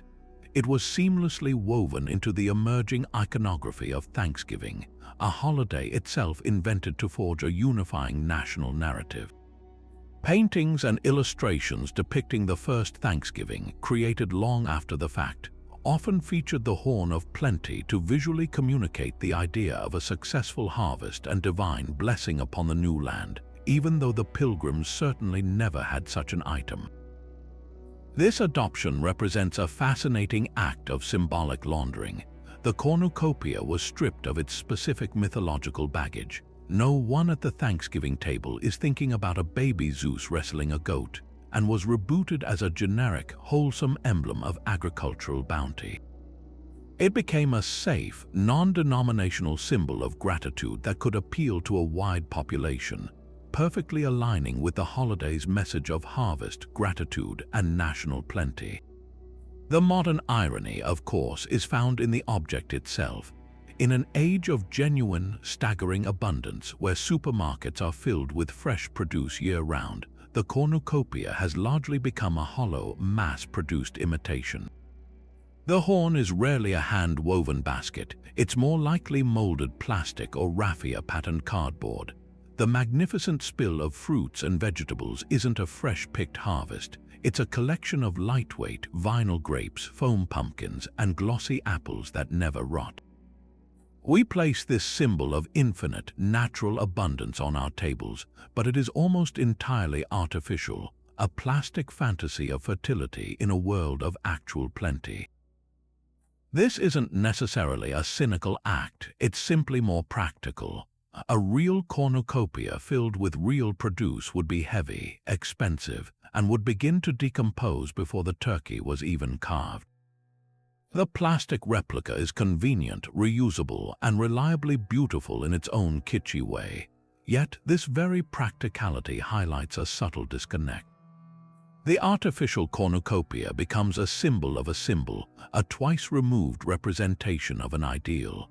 It allows us to perform the idea of thankfulness for abundance without actually engaging with the messy, perishable reality of that abundance. It's a clean, problem-free metaphor that requires no upkeep, much like the simplified version of the Thanksgiving story itself. Despite this, or perhaps because of it, the cornucopia endures. Its shape is immediately recognizable, its meaning instantly understood. It provides a visual anchor to the holiday's themes, a beautiful, if slightly absurd, reminder of the core intention: to pause and appreciate the incredible bounty we enjoy, even if that reminder is made of plastic. Coming in at number 15 is a dessert so iconic it defines the end of the meal, yet its preparation is a secret many home cooks are happy to keep: the pumpkin pie that comes straight from a can. This isn't about a lovingly roasted sugar pumpkin reduced to a silky puree. It's about the familiar sound of a can opener piercing the lid of a Libby's pumpkin can, the contents sliding into a bowl to be mixed with evaporated milk, eggs, sugar, and a proprietary blend of spices. This ritual, repeated in millions of kitchens, represents a fundamental choice for the modern Thanksgiving cook: the embrace of convenience and guaranteed consistency over the labor-intensive pursuit of from-scratch authenticity. It's a tradition that sits at the delicious intersection of nostalgia and practicality, a ready-made shortcut to holiday flavor that has become as traditional as the pie itself. The story of how canned pumpkin became the undisputed king of the Thanksgiving pie is inextricably linked to one company, Libby's. In the late 19th century, the Libby, McNeil and Libby Company was a major canning operation in Illinois, processing a variety of meats and vegetables. The Dickinson pumpkin, a specific variety with a dense, sweet flesh and less stringy interior, grew abundantly in the region. Unlike the large, watery jack-o'-lantern pumpkins, the Dickinson was perfect for canning, and Libby's began processing it into a smooth, consistent puree. For home bakers, this was nothing short of a revolution. Preparing a pumpkin for pie the old-fashioned way was a day-long ordeal involving chopping, steaming, scraping, and straining a stubborn, fibrous gourd. Libby's offered liberation from all that, providing a perfectly prepared, shelf-stable ingredient that delivered a reliably delicious result every single time. To cement its place in the American kitchen, the company did something brilliantly simple. they printed their now famous recipe right on the label of every can. This recipe, using their pumpkin and their own brand of evaporated milk, became the gold standard, a foolproof formula passed down through generations. It wasn't just selling a product, it was selling a tradition, and an incredibly easy one at that. This convenience, however, sparked the great pumpkin pie debate, a quiet culinary Cold War that plays out in home kitchens and food blogs every November. On one side stand the purists, the champions of the whole pumpkin. They argue that starting with a fresh sugar pumpkin, or even a more flavorful variety like a Long Island cheese or a Jarrodale, yields a pie with a vastly superior flavor profile, deeper, more complex, and less sweet than the canned version. For them, the process of making a puree from scratch is an act of love and respect for the holiday, a connection to the harvest roots of the celebration. They see the can as a bland, industrial product that homogenizes the unique character of the pie. On the other side are the defenders of the can, who counter that the difference in flavor is negligible to most palates, especially when buried under a mountain of whipped cream.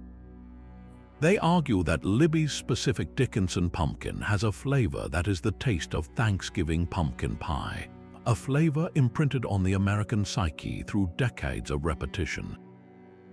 For them, the can isn't a compromise, it's the authentic ingredient, and any deviation from the Libby's recipe is a betrayal of tradition. Their most powerful argument, though, is one of time and sanity. On a day already bursting with culinary tasks, the turkey, the stuffing, the sides, the can is a lifeline. It represents a smart allocation of effort, ensuring a perfect pie without adding hours of stressful labor to an already packed schedule. This embrace of the shortcut is what makes the canned pumpkin pie such a powerful symbol of the modern holiday. Thanksgiving is a paradox. We strive for a nostalgic ideal of a rustic, homemade feast, yet we are constrained by the realities of modern life with its time pressures and high expectations. The Libby's pumpkin pie sits perfectly within this contradiction. It allows us to present a beautiful, homemade dessert. We still mixed it, poured it, and baked it ourselves while gratefully accepting a little help from the grocery store. It embodies the holiday's evolving spirit, where tradition is not a rigid set of rules but a flexible framework built around togetherness and gratitude, not culinary martyrdom. That can of pumpkin puree is more than just an ingredient, it's a time machine. The distinct orange label and the familiar recipe evoke powerful sense memories of childhood, of watching a parent or grandparent prepare the pie filling in that one specific bowl. The smell of that spiced puree baking is the smell of Thanksgiving itself, a scent that is inseparable from the holiday regardless of the pumpkin's origin. In the end, the canned pumpkin pie is a triumph of democratic deliciousness. It ensures that everyone, from the novice baker to the overwhelmed host, can contribute the quintessential Thanksgiving dessert to the table, a sweet, spiced, and wonderfully absurd testament to the idea that sometimes the most traditional thing you can do is take the easy way out.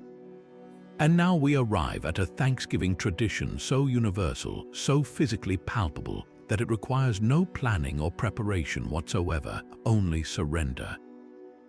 This is the great after-dinner food coma, that glorious period of collective inertia where the entire household simultaneously disengages from all higher brain function and descends into a soft, shared stupor. The lively chatter of the dinner table gives way to a symphony of contented sighs and gentle snores as family members migrate en masse to the nearest horizontal surface, collapsing onto couches, recliners, and, for the truly committed, the living room rug. It's a state of being that feels as much a part of the holiday as the turkey itself, a communal shutdown that has been affectionately dubbed the itis, a moment where the only thing being passed is the remote control and a universal agreement that no one is to move for at least an hour. For generations, we've blamed this overwhelming desire to nap squarely on the turkey, specifically on an amino acid called tryptophan. The story goes that this compound, which is indeed a precursor to the sleep-regulating hormone serotonin, floods our system after we consume the bird, acting as a natural sedative. It's a wonderfully simple and persistent myth, a neat little piece of biochemical folklore that has been passed down as fact. The truth, however, is far more complex and implicates the entire glorious feast, not just the main course. While turkey does contain tryptophan, it's not in a significantly higher concentration than many other common proteins like chicken, cheese, or nuts. The key to unlocking its sleepy potential lies in the company it keeps on your plate. The real culprits behind the Thanksgiving food coma are the sheer volume of food and the specific macronutrients we consume in one sitting. This is a physiological perfect storm. First, consider the carbohydrates. A typical Thanksgiving plate is a mountain of them: mashed potatoes, stuffing, dinner rolls, sweet potato casserole, and pie. Ingesting all those carbs causes a spike in blood sugar, which prompts the pancreas to release insulin. This insulin doesn't just manage the sugar, it also helps clear other amino acids from the bloodstream, making it easier for that modest amount of tryptophan from the turkey to cross the blood-brain barrier and get to work producing serotonin and melatonin. So the carbs are the enablers, paving the way for the turkey's minor role. Then there's the sheer caloric load. Digesting a massive meal, especially one high in fats and proteins, requires a tremendous amount of energy. Blood flow is redirected to the stomach and intestines to handle the monumental task, pulling resources away from the brain and muscles, which leads to that familiar feeling of lethargy and mental fog. Add in a glass or two of wine or a festive cocktail, which is a central nervous system depressant in its own right, and you have a recipe for guaranteed unconsciousness. Despite the science debunking the solo turkey theory, the ritual of the post-feast collapse has become a cherished and non-negotiable part of the day's rhythm. It's a scheduled period of mandated laziness, a collective exhale after the weeks of planning and hours of cooking. The scene is one of beautiful, disheveled peace. Dad is inevitably in his favorite recliner, mouth agape, with a newspaper sprawled across his chest. The kids are curled up on the floor with the dog, and various aunts and uncles are propped at odd angles on the sofa, all united in a state of blissful immobility. The television is usually on, most likely tuned to a football game, but no one is really watching it. It's just providing a gentle, droning background hum to the symphony of digestion.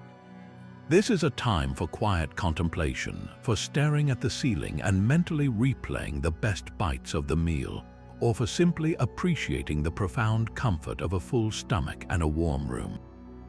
This shared vulnerability is where the tradition finds its true heart. The food coma is a great equalizer. Political disagreements are temporarily suspended. Family tensions dissolve into a hazy neutrality, and all social pretenses are abandoned. There is no keeping up appearances when you're fighting to keep your eyelids open. In this state of collective defenselessness, a subtle, unspoken bond forms. You're all in this together, defeated by the same glorious meal, sharing in the same comfortable misery. It's a moment of pure, unadulterated presence where the only goal is to exist, to breathe, and to let the world drift by for a little while. The pressure to entertain, to converse, to perform it all melts away, leaving only the simple, grounding comfort of shared stillness. The great Thanksgiving food coma, for all its scientific explanations, is ultimately a testament to the joy of letting go. A national siesta that reminds us that sometimes the most thankful you can be is to be utterly, completely, and contentedly spent. And now for tradition 17, we turn from the chaos of our own living rooms to the perfectly scripted chaos of our favorite television characters, with the annual ritual of watching classic Thanksgiving-themed sitcom episodes. This is a tradition of comfort and cringe in equal measure, where families gather not just to watch television, but to watch other families endure Thanksgiving disasters far more outlandish than their own. From burned turkeys and unexpected guests to romantic mishaps and family feuds, these half-hour specials have become a cherished part of the holiday landscape, a shared cultural touchstone that reinforces our own experiences through the power of relatable, exaggerated humor. The phenomenon is vast, spanning decades of television history, but a few episodes have achieved near-mythic status, becoming as essential to the day as a slice of pie. Shows like Friends gave us The One with the Football, where a heated backyard game between Monica, Ross, and their friends taps into every sibling rivalry we've ever tried to suppress. How I Met Your Mother delivered the legendary Slapsgiving, an episode that masterfully blended the anxiety of meeting a partner's family for the first time with the ongoing, bizarre slap bet saga. And then there's Cheers with its classic Thanksgiving orphans, where the regulars at the bar, all without family to go to, band together for a meal that descends into a food fight of epic proportions. These aren't just episodes, they are time capsules of holiday anxiety, each one mining the specific, universal pressures of the day for comedic gold. What makes these episodes so enduringly effective is their mastery of the Thanksgiving disaster trope. They expertly zero in on our deepest holiday insecurities and blow them up to hilarious proportions.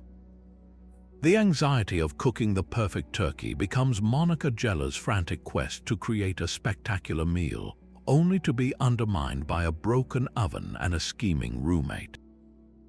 The dread of awkward small talk with relatives you see once a year is channeled through Ted Mosby's panic as he tries to impress his girlfriend's intellectually intimidating father.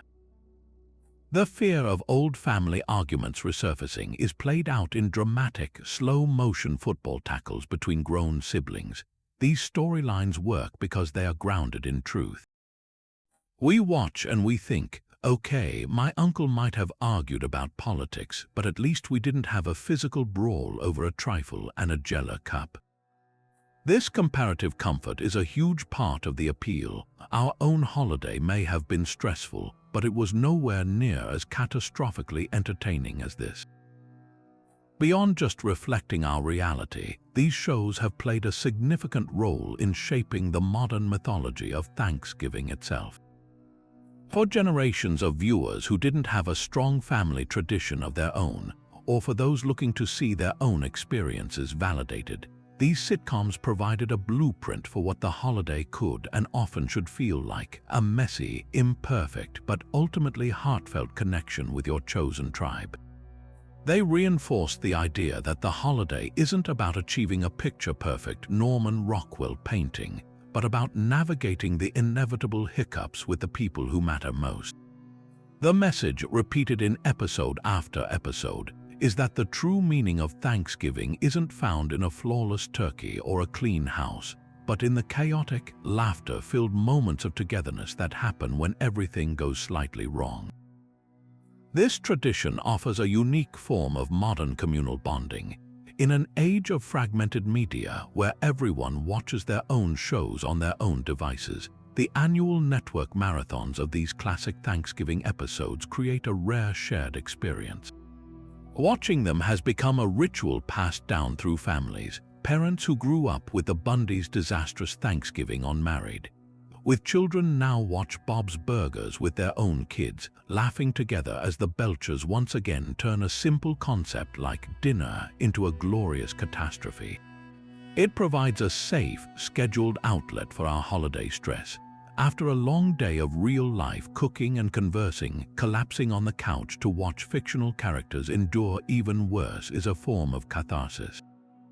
It's a way to laugh at the universal absurdities of family dynamics, to feel a sense of camaraderie with characters who feel like old friends, and to be reminded that sometimes the most thankful you can be is that your Thanksgiving was nothing like the ones on television. At number 18, we find a tradition rooted in the very best of intentions, an act of charity that on its surface seems to embody the purest spirit of the holiday: volunteering at a soup kitchen or homeless shelter on Thanksgiving. This impulse to give back, to share our abundance with those who have less, is a beautiful counterbalance to the day's consumerist and culinary excesses. It's a tangible way to express gratitude by extending a hand to others, a moment of genuine connection that can be profoundly moving for both the volunteer and the person receiving the meal.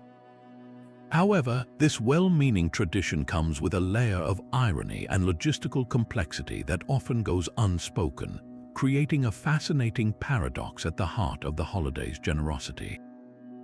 The motivation for this annual surge of volunteering is deeply human and understandable. For many, the stark contrast between the warmth and plenty of their own family feast and the knowledge that others are going without can create a sense of guilt or a desire for perspective. Thanksgiving, with its intense focus on food and family, naturally directs our attention to those who may lack both. Volunteering offers a direct antidote to that discomfort, a chance to actively do something good. It's also a popular family activity, with parents wanting to teach their children about empathy, compassion, and social responsibility in a hands-on way. The day provides a rare, shared opportunity for this kind of lesson, making it a powerful ritual for passing down values. Furthermore, in an increasingly secular society, volunteering can serve as a form of spiritual practice, a way to enact the values of thankfulness and community without a religious framework. This massive, coordinated outpouring of goodwill, however, presents a significant operational challenge for the very organizations people are trying to help. Most soup kitchens and shelters are accustomed to running on a lean, year-round staffing model supported by a small, dedicated group of regular volunteers. Suddenly, on Thanksgiving, they are inundated with hundreds, sometimes thousands, of well-intentioned people all wanting to help at once. This can lead to a phenomenon nonprofit workers call volunteer crowding, where there are simply too many hands for the work available. The result can be a chaotic scene where eager volunteers are left with little to do, perhaps just spooning green beans or handing out rolls, while the organization staff spends precious time and energy managing the surge of helpers instead of focusing on the clients. Some charities have to turn volunteers away, a heartbreaking task that feels contrary to the spirit of the day. This creates a subtle but palpable irony.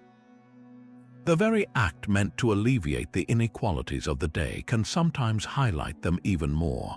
A line of privileged volunteers serving a line of needy individuals can, in the worst cases, feel like a performance of charity rather than its essence.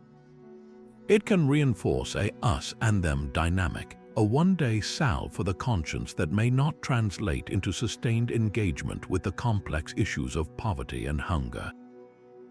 The recipients of the meal, while undoubtedly grateful for the food, may also sense the temporary, almost tourist-like nature of the assistance. The challenge for these organizations is to harness this incredible one-day wave of compassion and, ideally, channel some of that energy into the other 364 days of the year when help is just as desperately needed but far less visible. This tradition stands in stark contrast to the overarching theme of overwhelming abundance that defines the rest of the holiday. In one home, there is a frantic debate over whether the 20-pound turkey will be enough, while in a shelter across town, the struggle is to ensure a single meal for everyone who walks through the door. We celebrate our own plenty by briefly stepping into a world of scarcity, then return to our leftovers and comfortable homes. This isn't to diminish the value of the act. The meals served are vital, and the human connections made are real, but rather to highlight the complex duality of the day. The most effective way to honor the true spirit of this tradition, many advocates suggest, is to extend it beyond the holiday. The greatest gift a Thanksgiving volunteer can give is to become a regular, committed supporter, providing not just a meal on the third Thursday of November, but consistent support that addresses the enduring need. It's a shift from a single day of service to a long-term relationship with the cause, ensuring that the spirit of Thanksgiving doesn't end when the last slice of pie is put away. But before the tryptophan truly takes hold and the great food coma descends, there's often one last burst of energy that seizes the household, a tradition that erupts from the post-dinner lull with unpredictable and joyful force. This is the spontaneous performance of the turkey dance, a silly, flapping, wobbly-kneed jig set to a chorus of gobbles and laughter, often initiated by a sugared-up child or a merrily inebriated uncle. It's a moment of pure, unself-conscious silliness that cuts through the formality of the meal, a physical expression of joy that is as absurd as it is contagious, transforming the dining room into an impromptu dance floor for a few glorious, ridiculous minutes. The dance itself has no formal steps, only a general spirit of avian imitation. Participants tuck their hands into their armpits to create makeshift wings, puff out their chests, and begin a bobbing, weaving strut around the room. The head juts forward and back in a pecking motion, and the signature sound effect, a loud, enthusiastic gobble, gobble, gobble, is absolutely mandatory. It's a dance that celebrates clumsiness over coordination, enthusiasm over grace. The sight of a grown adult still wearing a nice holiday sweater, completely committing to the role of a clucky, strutting turkey, is a spectacle of such genuine goofiness that it's almost impossible not to smile or join in. For children, it's a chance to be loud and silly without getting in trouble. For adults, especially those fortified by holiday spirits, it's a moment of liberation from the day's pressures, a return to a childlike state of play. While its execution is always improvised, the cultural DNA of this dance can be traced directly back to the early 20th century and the rise of novelty dance crazes. The most famous and direct ancestor is almost certainly the official turkey trot dance, which exploded onto the American scene around 1912. This wasn't a bird imitation, but a ragtime-inspired ballroom dance characterized by a fast, stiff-legged, bouncing step that was considered quite daring and risque at the time for its close hold and high energy. Though the modern living room version shares little with the original ballroom steps, it inherited the name and the spirit of light-hearted, slightly rebellious fun. The connection was cemented further by a slew of novelty songs released throughout the decades, with titles like Do the Turkey Trot and Turkey in the Straw, which provided a perfect, jaunty musical backdrop for families to create their own poultry-inspired interpretations. This tradition serves a crucial social function within the high-stakes environment of a family holiday. After hours of careful conversation, polite table manners, and the general pressure to have a perfect, harmonious gathering, the turkey dance acts as a pressure valve. It releases all that built-up tension in a burst of shared, harmless absurdity. It's impossible to maintain an air of formality or hold onto a grudge when you're watching your stern father-in-law waddle around the kitchen island gobbling at the dog. The dance breaks down social barriers, reminding everyone that beneath the holiday outfits and adult responsibilities, they're all just a bunch of silly humans happy to be together. It creates a collective inside joke and a memory that will be referenced and laughed about for years to come, often with the accompaniment of embarrassed groans and the phrase, "Please don't ever show that video to my date." In many ways, the turkey dance is the ultimate expression of the holiday's true, unpolished spirit. Thanksgiving, for all its historical pageantry and culinary ambition, is at its heart about coming together in a spirit of gratitude and connection. And what could be a more genuine connection than collectively surrendering your dignity to embody a large, flightless bird? It's a tradition that requires no special equipment, no advanced planning, and no skill. Only a willingness to be a little foolish with the people you love most. In its beautiful, gobbling absurdity, it proves that sometimes the most meaningful rituals are the ones that are the least serious. At number 20, we explore a tradition that sits at the haunting intersection of hospitality, memory, and myth, the act of deliberately setting an empty place at the Thanksgiving table. This isn't a simple oversight or a shortage of guests.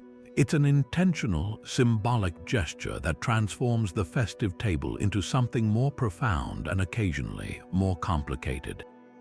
The empty chair speaks volumes, its silence a placeholder for either a hoped-for stranger or a deeply missed loved one, a custom that draws from ancient folklore but plays out in modern dining rooms with a mix of poignant reverence and potential social friction. The roots of this practice are tangled in a beautiful, if historically unverified, piece of American folklore often attributed to the Pilgrims themselves.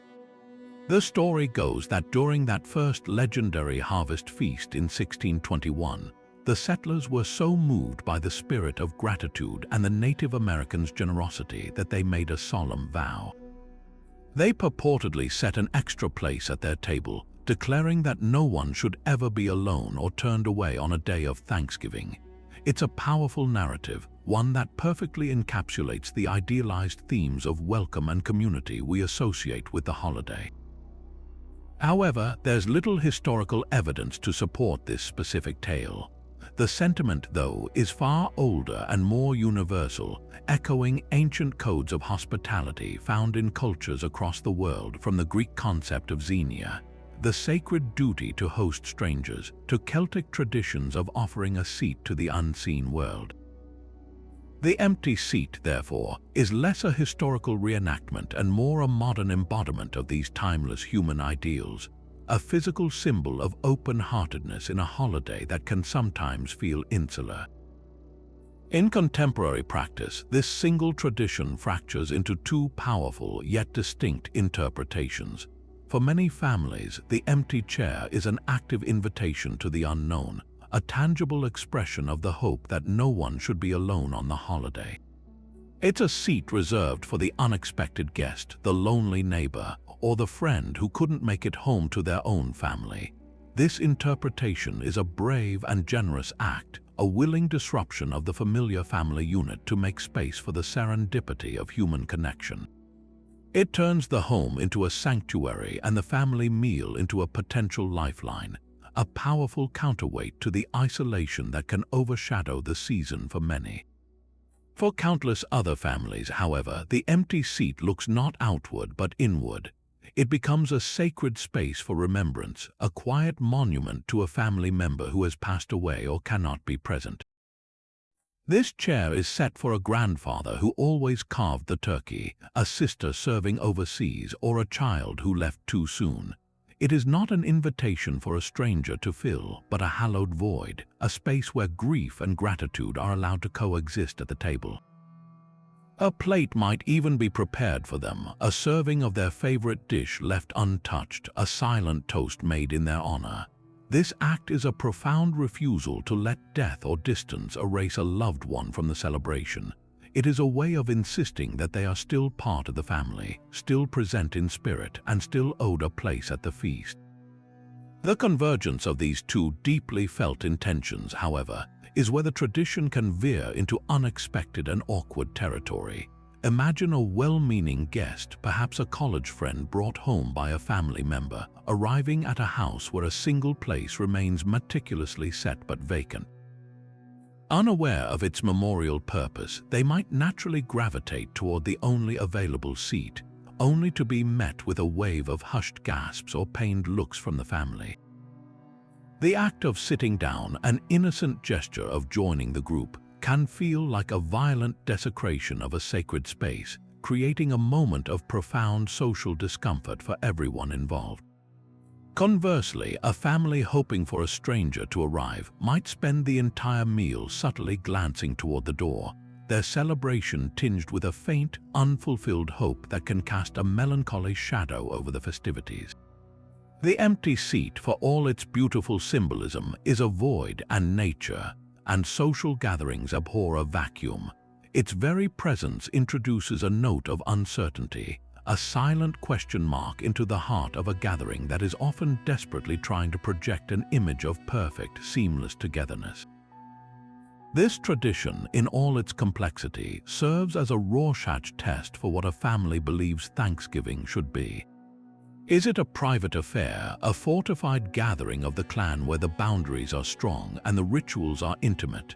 Or is it a public event, an open house where the definition of family is fluid and expansive, ready to welcome in anyone who needs a meal? The empty chair forces a conversation, either spoken or unspoken, about these very values. It is a custom that requires a delicate negotiation of boundaries and a clear, communicated understanding among everyone present. Despite its potential for awkwardness, the power of the empty place setting endures because it grapples with the biggest themes of the holiday. It is a brave and tangible attempt to answer the question of what and who we are truly thankful for. It challenges the comfort of the familiar by making room for the unknown, the lost, and the lonely, ensuring that even in our moment of greatest abundance, we remember to leave a door or a chair open for something more. While the turkey dance provides a physical escape from awkward conversations, tradition number 21 offers a digital one, the modern ritual of disappearing into your phone to take a "which Thanksgiving side dish are you?" quiz or scrolling through endless listicles about the holiday.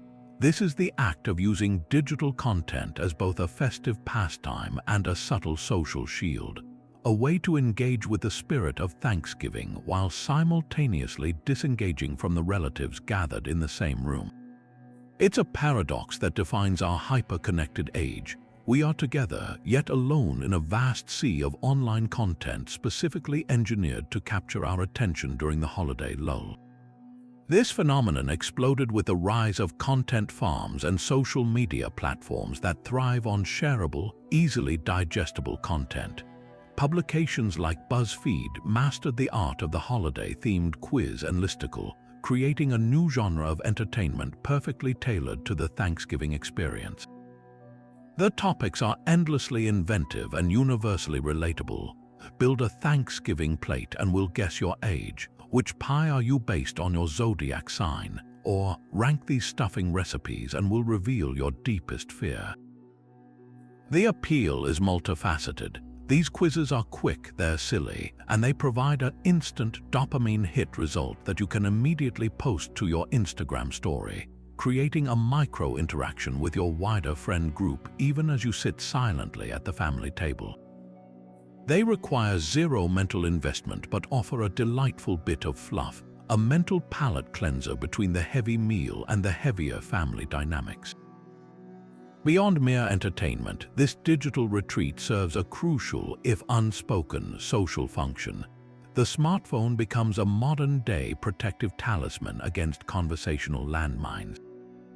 When Uncle Steve starts venturing into contentious political territory or Aunt Carol begins her annual interrogation about your relationship status, the phone offers a convenient and socially acceptable escape hatch.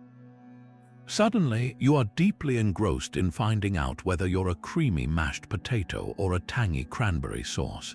It's a way to signal, "I am occupied," without being overtly rude. You're not leaving the room, you're still physically present, but mentally you're far away in a world of algorithmic whimsy, a world that is predictable, affirming, and blessedly free of debate. This creates a fascinating new layer of holiday etiquette, where glancing at a screen is often considered less offensive than actively ignoring a person, allowing for a new form of polite detachment. These quizzes and articles also foster a unique form of pseudo-connection. While you might not be talking to the person next to you, you are connecting with a broader cultural moment. You can share your quiz result, "I got green bean casserole," which is so accurate, and instantly bond with cousins or siblings who have also taken it, creating a new, silly inside joke that transcends generational gaps. The listicles with titles like 27 Things Everyone Who Has Survived a Family Thanksgiving Knows to Be True provide a sense of validation and shared experience.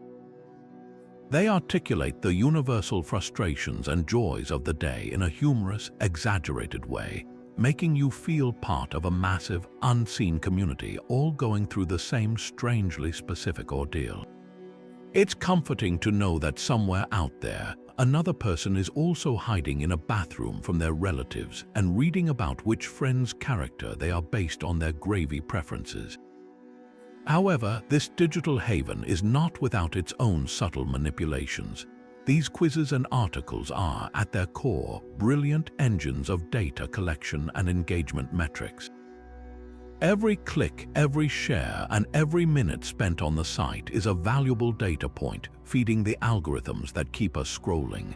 The content is designed to be irresistibly clickable, leveraging our desire for self-discovery and our love of nostalgia to keep us glued to our screens.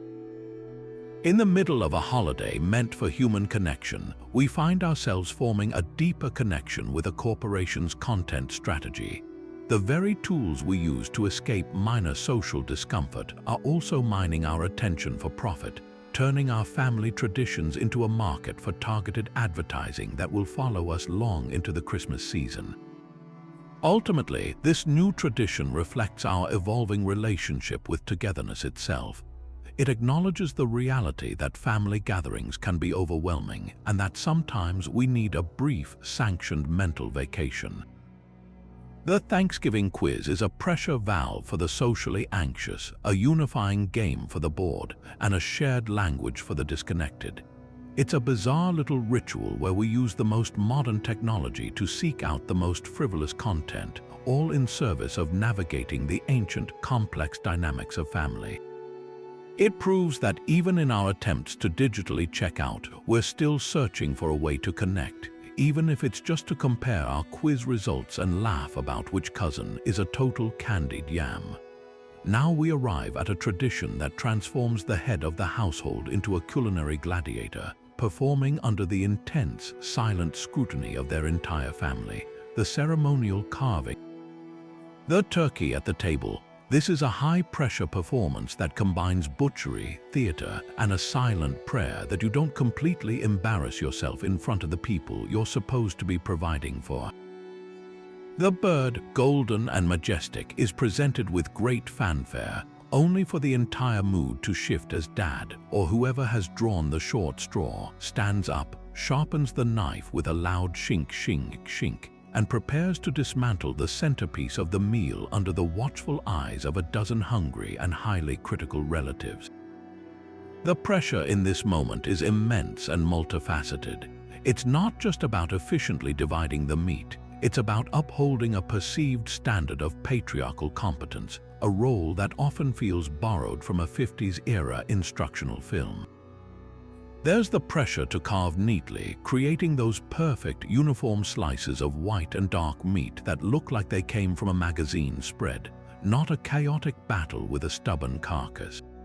There's the pressure to be fair, ensuring every guest gets their preferred cut without showing obvious favoritism, all while a line of plates is being impatiently thrust toward you. And perhaps most importantly, there's the pressure to perform this task with an air of confident, effortless mastery, even if your only qualification is having successfully done it once or twice before without causing a major incident. The room grows quiet, save for the occasional supportive yet nerve-wracking comment like, "Ooh, careful with the wing," or "Don't forget the oysters." Turning the dining room into a hushed surgical theater where the patient is dinner and the surgeon is woefully underqualified. This performance is made all the more dramatic by the specialized and often comically inadequate tools of the trade. The centerpiece is usually a vintage electric knife, a relic from the 1970s that is hauled out from the back of a cupboard once a year, its cord hopelessly tangled and its motor emitting a low, ominous hum that suggests it might either die or launch the turkey across the room at any moment. Alternatively, there's the massive, serrated carving knife and matching fork set, a wedding gift that has never been used for any other purpose. The fork is less for piercing and more for desperately trying to hold the steaming, slippery bird still, often resulting in a comic struggle where the entire turkey seems to be alive and actively resisting its fate. The well-intentioned carver will often be offered a steady stream of unsolicited advice from the audience. "You're going against the grain," one uncle will shout from the sidelines. No, take the legs off first," another will counter, despite having never cooked a thing in his life. This chorus of backseat butchers only amplifies the anxiety, turning a simple task into a public referendum on one's capabilities. What follows is almost always a comedy of errors, a beautiful, chaotic ballet of incompetence that provides some of the holiday's most enduring memories. The first cut is never clean. It's a ragged tear that sends a chunk of breast meat skittering across the tablecloth. The attempt to separate a leg joint results in a loud pop and a sudden spray of juice that narrowly misses Grandma. The carver, now sweating under the gaze of their family, begins to employ increasingly desperate measures, using the side of the fork to saw at a stubborn piece of cartilage or resorting to using their fingers to pry things apart, all while maintaining a strained smile that says, "I'm totally in control here." Plates are returned with a haphazard pile of shredded meat, a single slice of pristine white meat awkwardly perched on top of a mangled drumstick, a visual representation of good intentions gone slightly awry. Yet, in this glorious mess, the true spirit of the tradition reveals itself. The perfect, picturesque carving job is a myth. The reality is a shared, laughable struggle. The clumsy carving becomes a bonding experience, a moment of collective vulnerability where the illusion of perfect holiday execution falls away, leaving only a family laughing together, passing around the gravy to cover up any culinary sins, and appreciating the person who was brave enough to try. At number 23, we confront a dish that perfectly encapsulates the American talent for turning necessity into a beloved, if bewildering, tradition. The canned sweet potato casserole crowned with a blanket of melted marshmallows. This creation is a study in textural and flavor contrasts, a strange marriage of the earthy and the ethereal that can split a Thanksgiving table right down the middle. On one side, you have the devotees for whom the dish is the undisputed star of the meal, a sweet, gooey, nostalgic highlight. On the other, you have the detractors who see it as a cloying, culinary abomination that has no business sharing a plate with savory herbs and turkey gravy. This is not just a side dish, it's a conversation starter, an edible piece of history, and a testament to the power of marketing to shape a nation's palate. The story of how this unlikely pairing came to be is a classic tale of culinary innovation born from economic hardship. The key ingredient, the humble sweet potato, has been a staple in the American South for centuries, but its popularity surged nationwide during the lean years of the Great Depression. It was cheap, nutritious, plentiful, and could be stored for long periods, a perfect food for a struggling nation. Canneries, looking to expand their markets, began promoting canned sweet potatoes as a convenient alternative to the fresh variety, further boosting their reach into home kitchens across the country. The challenge for home cooks, however, was making this inexpensive, somewhat plain vegetable appealing, especially for a special occasion meal.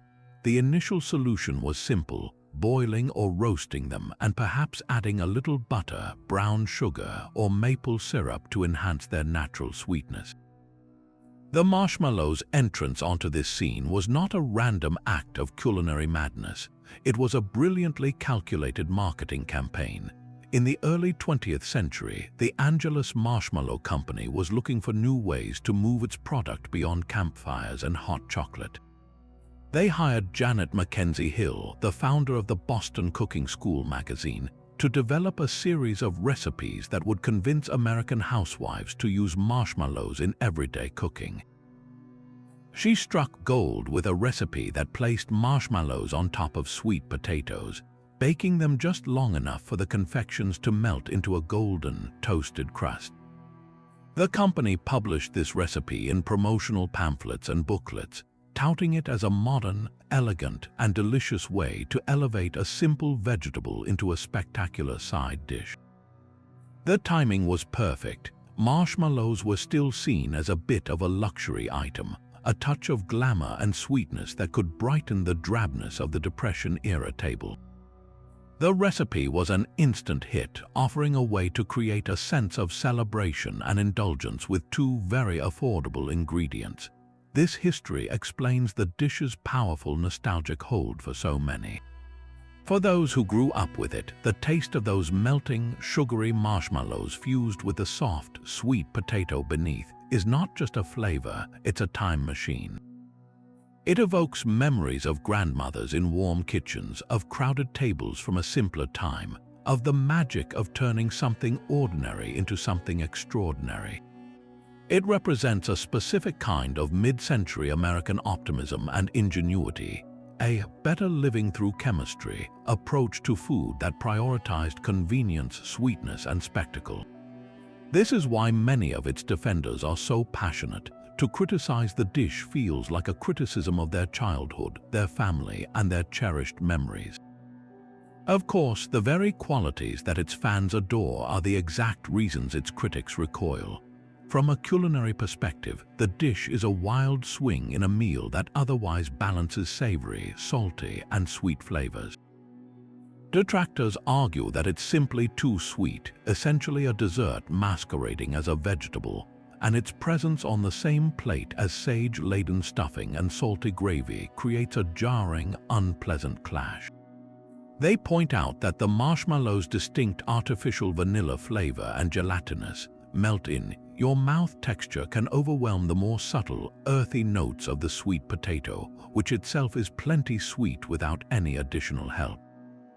For food purists and modern palates attuned to less processed foods, the dish is a symbol of everything wrong with mid-century cooking, a reliance on canned goods and sugary additives that disrespects the integrity of the core ingredient. This divide has led to a fascinating evolution at the modern Thanksgiving table. In many households, the classic marshmallow-topped version still reigns supreme, a non-negotiable element of the feast. In others, it has been quietly retired or exists alongside a more gourmet version designed to win over the skeptics. These contemporary iterations might feature fresh sweet potatoes roasted to bring out their caramelized depth, topped with a crunchy pecan and brown sugar streusel or a drizzle of bourbon-spiked maple syrup. These alternatives aim to provide that beloved sweet and savory contrast, but with more nuanced flavors and textures. Yet, even these sophisticated upgrades often face a quiet rebellion from the traditionalists in the family, who still long for the specific, uncomplicated sweetness of the original. The canned sweet potato and marshmallow casserole, in all its glorious, divisive absurdity, endures because it is more than just food. It is an edible artifact, a direct link to our collective past that continues to spark joy, debate, and a whole lot of strong opinions every single November. Moving from the chaotic spectacle of turkey carving to a more private, preemptive form of preparation, we arrive at Tradition 24, the now standard practice of fortifying oneself for the long day ahead with a Thanksgiving morning Bloody Mary or mimosa. This isn't a casual brunch cocktail, it's a strategic, often necessary ritual of liquid preparation, a way to anesthetize the nerves and grease the social wheels before the first relative even rings the doorbell.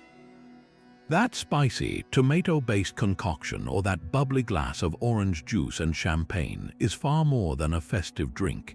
It's a tool for survival, a delicious buffer against the high-stakes pressures of cooking a perfect meal while managing the complex dynamics of family togetherness. The evolution of this tradition speaks volumes about the changing role of the holiday host. In decades past, the person in charge of the feast might have started their day with a strong cup of coffee and a detailed timeline. Today, for a growing number of adults, that first item on the prep schedule is a solid dose of liquid courage. The reasons are multifaceted and deeply understandable.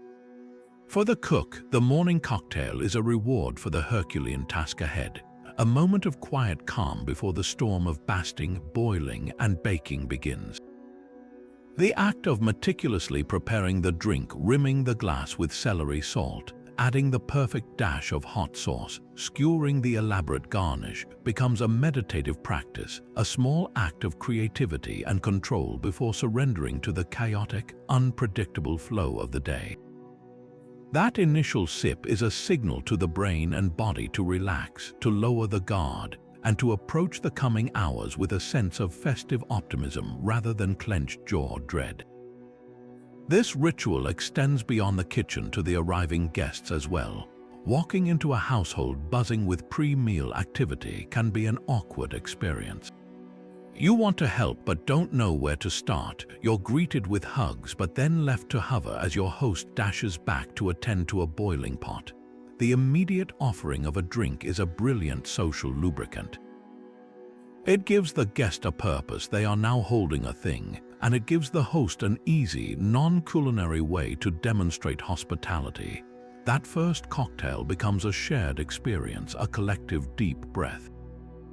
It's a way to toast to the day, to acknowledge the shared endeavor everyone is about to undertake, and to gently ease into the more intense social interactions that will define the afternoon. The clink of glasses is a more pleasant sound than the potential clashing of opinions that might come later. The choice of beverage itself is a fascinating study in holiday psychology. The Bloody Mary, with its robust, savory, and spicy profile, is the ultimate hair-of-the-dog choice for those who might have indulged a bit too much the night before, but it's also a practical selection. It's essentially a meal in a glass, offering vitamins from the tomato juice and a kick of electrolytes from the celery stalk, providing a caloric base for a host who might otherwise forget to eat until the turkey is served. The mimosa, on the other hand, is pure, effervescent celebration. Its bright, citrusy sweetness feels inherently festive and less potent, making it the perfect choice for a daytime event where no one wants to feel overserved before the pumpkin pie even comes out. Both drinks serve the same core purpose: to take the sharp edges off the day, to foster a sense of warm camaraderie, and to provide a gentle, socially acceptable buzz that makes Uncle Frank's long-winded stories about his golf game slightly more entertaining. Of course, this practice exists within a delicate balance. The line between just enough and too much is a fine one, and navigating it is its own unspoken Thanksgiving skill. The goal is rarely to get drunk, it's to achieve a state of relaxed ebullience, a glow that enhances the experience without overshadowing it. The seasoned Thanksgiving drinker knows to pace themselves, to hydrate between cocktails, and to remember that the day is a marathon, not a sprint. This tradition, in all its boozy glory, is ultimately about self-care and community. It's a modern acknowledgement that while family and gratitude are the pillars of the holiday, a little vodka or champagne can be the mortar that holds those pillars together, making the entire structure a bit more resilient to the inevitable stresses and surprises of the day. Tradition 25 on our list is that universal, slightly desperate pilgrimage known as the after-dinner walk. This is the moment after the plates have been cleared but before the pie is served, when someone, usually a parent feeling the weight of all those calories, stands up and declares, "All right, everyone, let's get some fresh air." It's presented as a benevolent suggestion for the collective good, a healthy interlude to kickstart our sluggish digestion. But let's be honest, the walk is often a thinly veiled escape attempt, a strategic retreat from the overheated, tryptophan-heavy atmosphere of the house. It's a chance to physically step away from the lingering scent of turkey, the pile of dirty dishes waiting in the kitchen, and the gravitational pull of the nearest soft couch. The health rationale is, of course, perfectly sound.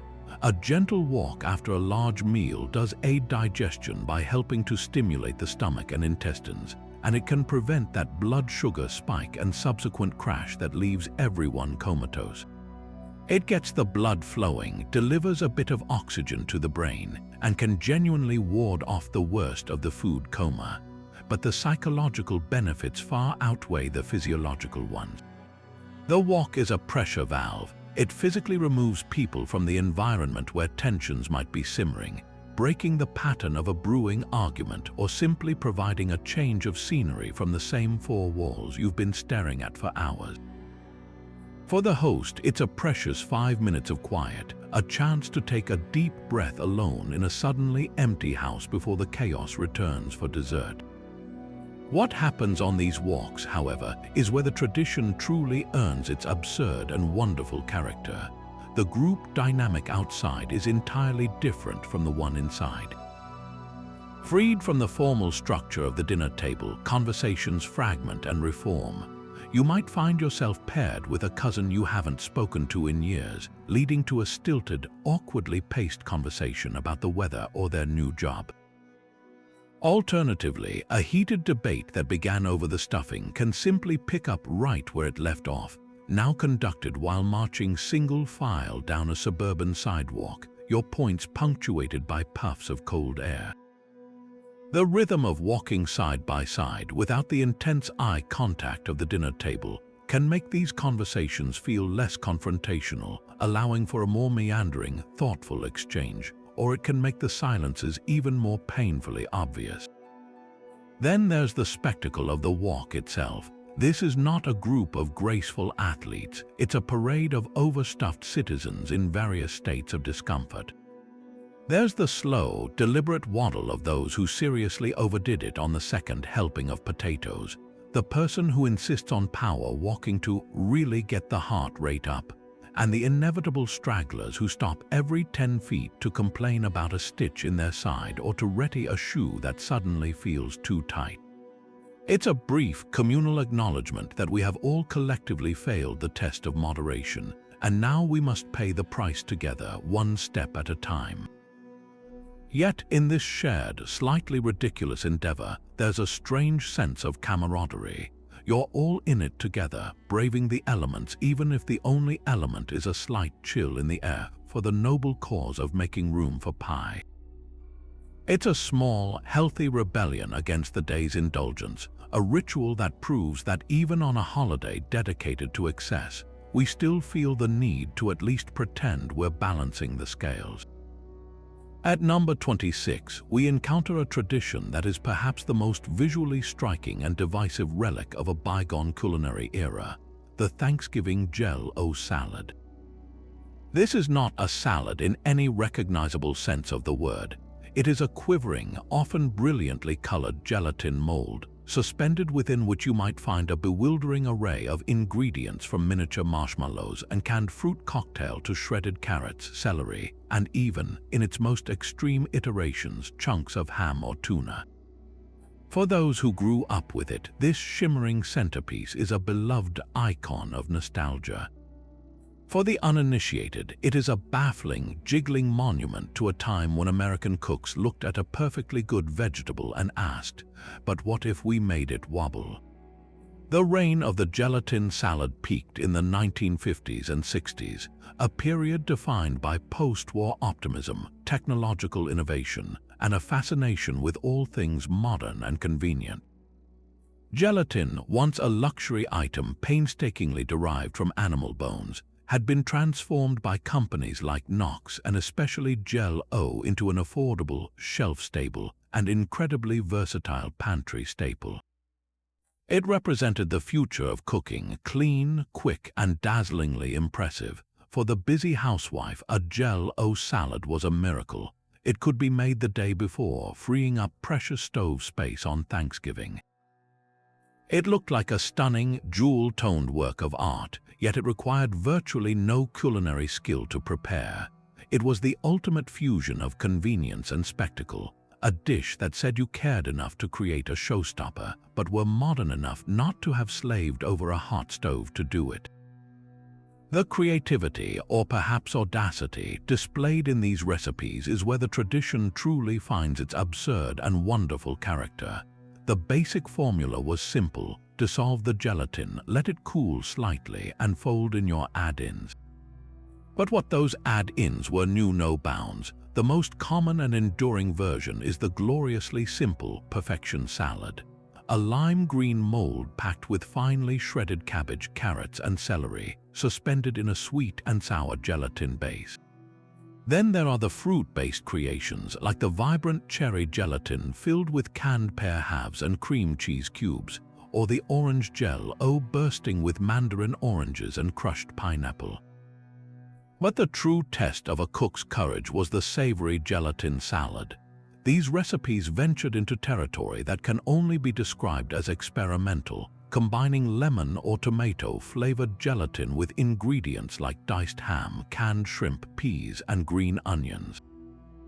The intention was likely to create a refreshing, chilled counterpoint to the hot, heavy Thanksgiving meal. but the result often defied easy categorization, existing in a culinary no-man's land between appetizer, side dish, and dessert. The enduring appeal of these dishes for those who still serve them is a powerful combination of nostalgia and distinctive texture. The taste is not just about the flavor of the gelatin itself, but about the specific combination of sweet, creamy, and crunchy elements in a single cold bite. It's a taste that immediately transports someone back to their grandmother's table, to a time of pressed linen tablecloths and fancy cut glass serving dishes. The act of unmolding the salad onto a platter, revealing a perfect, glistening dome or ring, is a moment of pure theatrical magic that few other dishes can replicate. For its defenders, a proper Jell-O salad is a refreshing palate cleanser, a sweet and tangy interlude that cuts through the richness of the turkey and gravy. Yet for modern palates, the Jell-O salad often represents everything that went wrong with mid-century cooking. A reliance on processed foods, a penchant for clashing flavors and textures, and a willingness to disguise perfectly good ingredients in a sweet, wobbly sheath. It stands as a fascinating cultural artifact, an edible time capsule that tells the story of a nation embracing convenience and innovation, even when it led them down a path of culinary curiosity. Its presence on a modern Thanksgiving table, even if it's just for a laugh, is a testament to the power of tradition and a deliciously wobbly reminder that our ideas of what constitutes a feast are always and wonderfully evolving. Of course, the most direct path to holiday-induced stage fright doesn't come from carving a turkey or deep-frying one. It arrives the moment a well-meaning relative taps their glass and announces it's time for everyone to share what they're thankful for. This is tradition number 27, the obligatory gratitude round table, a ritual that can pivot a lively dinner conversation into a minefield of sincerity, performance anxiety, and thinly veiled family politics. On its surface, it's a beautiful practice, a deliberate pause in the feast to acknowledge life's blessings. But in execution, it becomes a high-stakes public speaking event where participants must quickly distill their complex emotions into a soundbite, all under the judgmental gaze of their entire family. The roots of this custom are ancient and woven from both religious and secular threads. In many faiths, offering a prayer of thanksgiving before a meal is a fundamental act of devotion, a recognition that the food provided is a gift from a higher power. This evolved into a more participatory practice within families, where the head of the household might offer a blessing that encompassed the health of the family and the bounty of the harvest. The modern round table, where everyone is expected to contribute, reflects a more democratic, individualistic approach to spirituality and family dynamics. It's no longer just about being thankful for the food. It's about each person articulating their own unique reason for gratitude, turning a collective prayer into a series of personal testimonies. This shift places the focus on the individual's internal state, making it a powerful, if sometimes uncomfortable, tool for connection. The moment the call for gratitude goes out, a palpable wave of tension can ripple around the table. This is immediately followed by a frantic, internal scramble as each person tries to formulate an answer that strikes the right tone. The pressure to be profound is immense. No one wants to be the person who says, "I'm thankful for this pie," even if they genuinely are.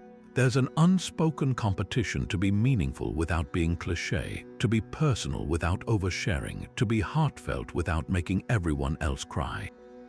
You can see the wheels turning as people desperately search their mental archives for something worthy of the occasion, often defaulting to the safe, standard answers: family, health, and being together.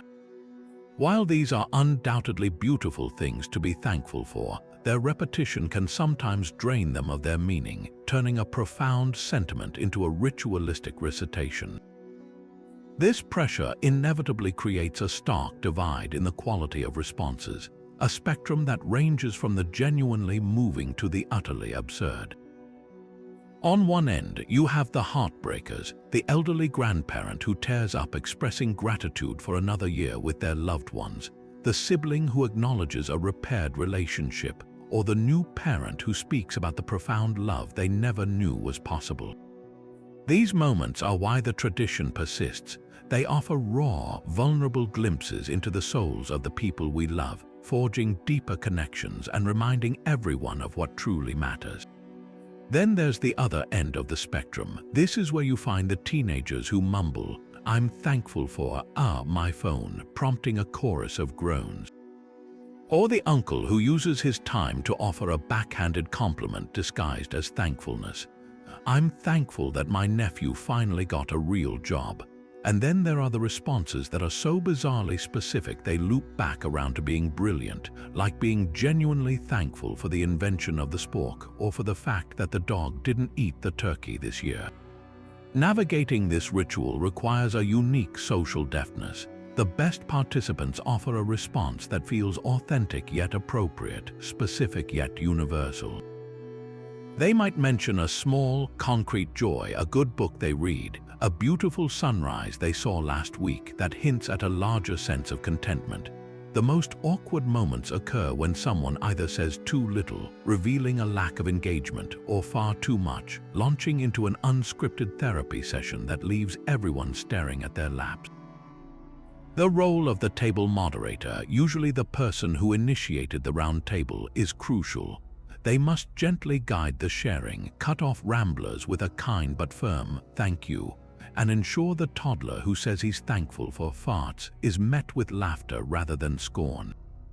Ultimately, the gratitude round table, for all its potential for awkwardness, serves a vital purpose. It is a forced moment of reflection in a chaotic world, a collective deep breath that re-centers the holiday on its original intent.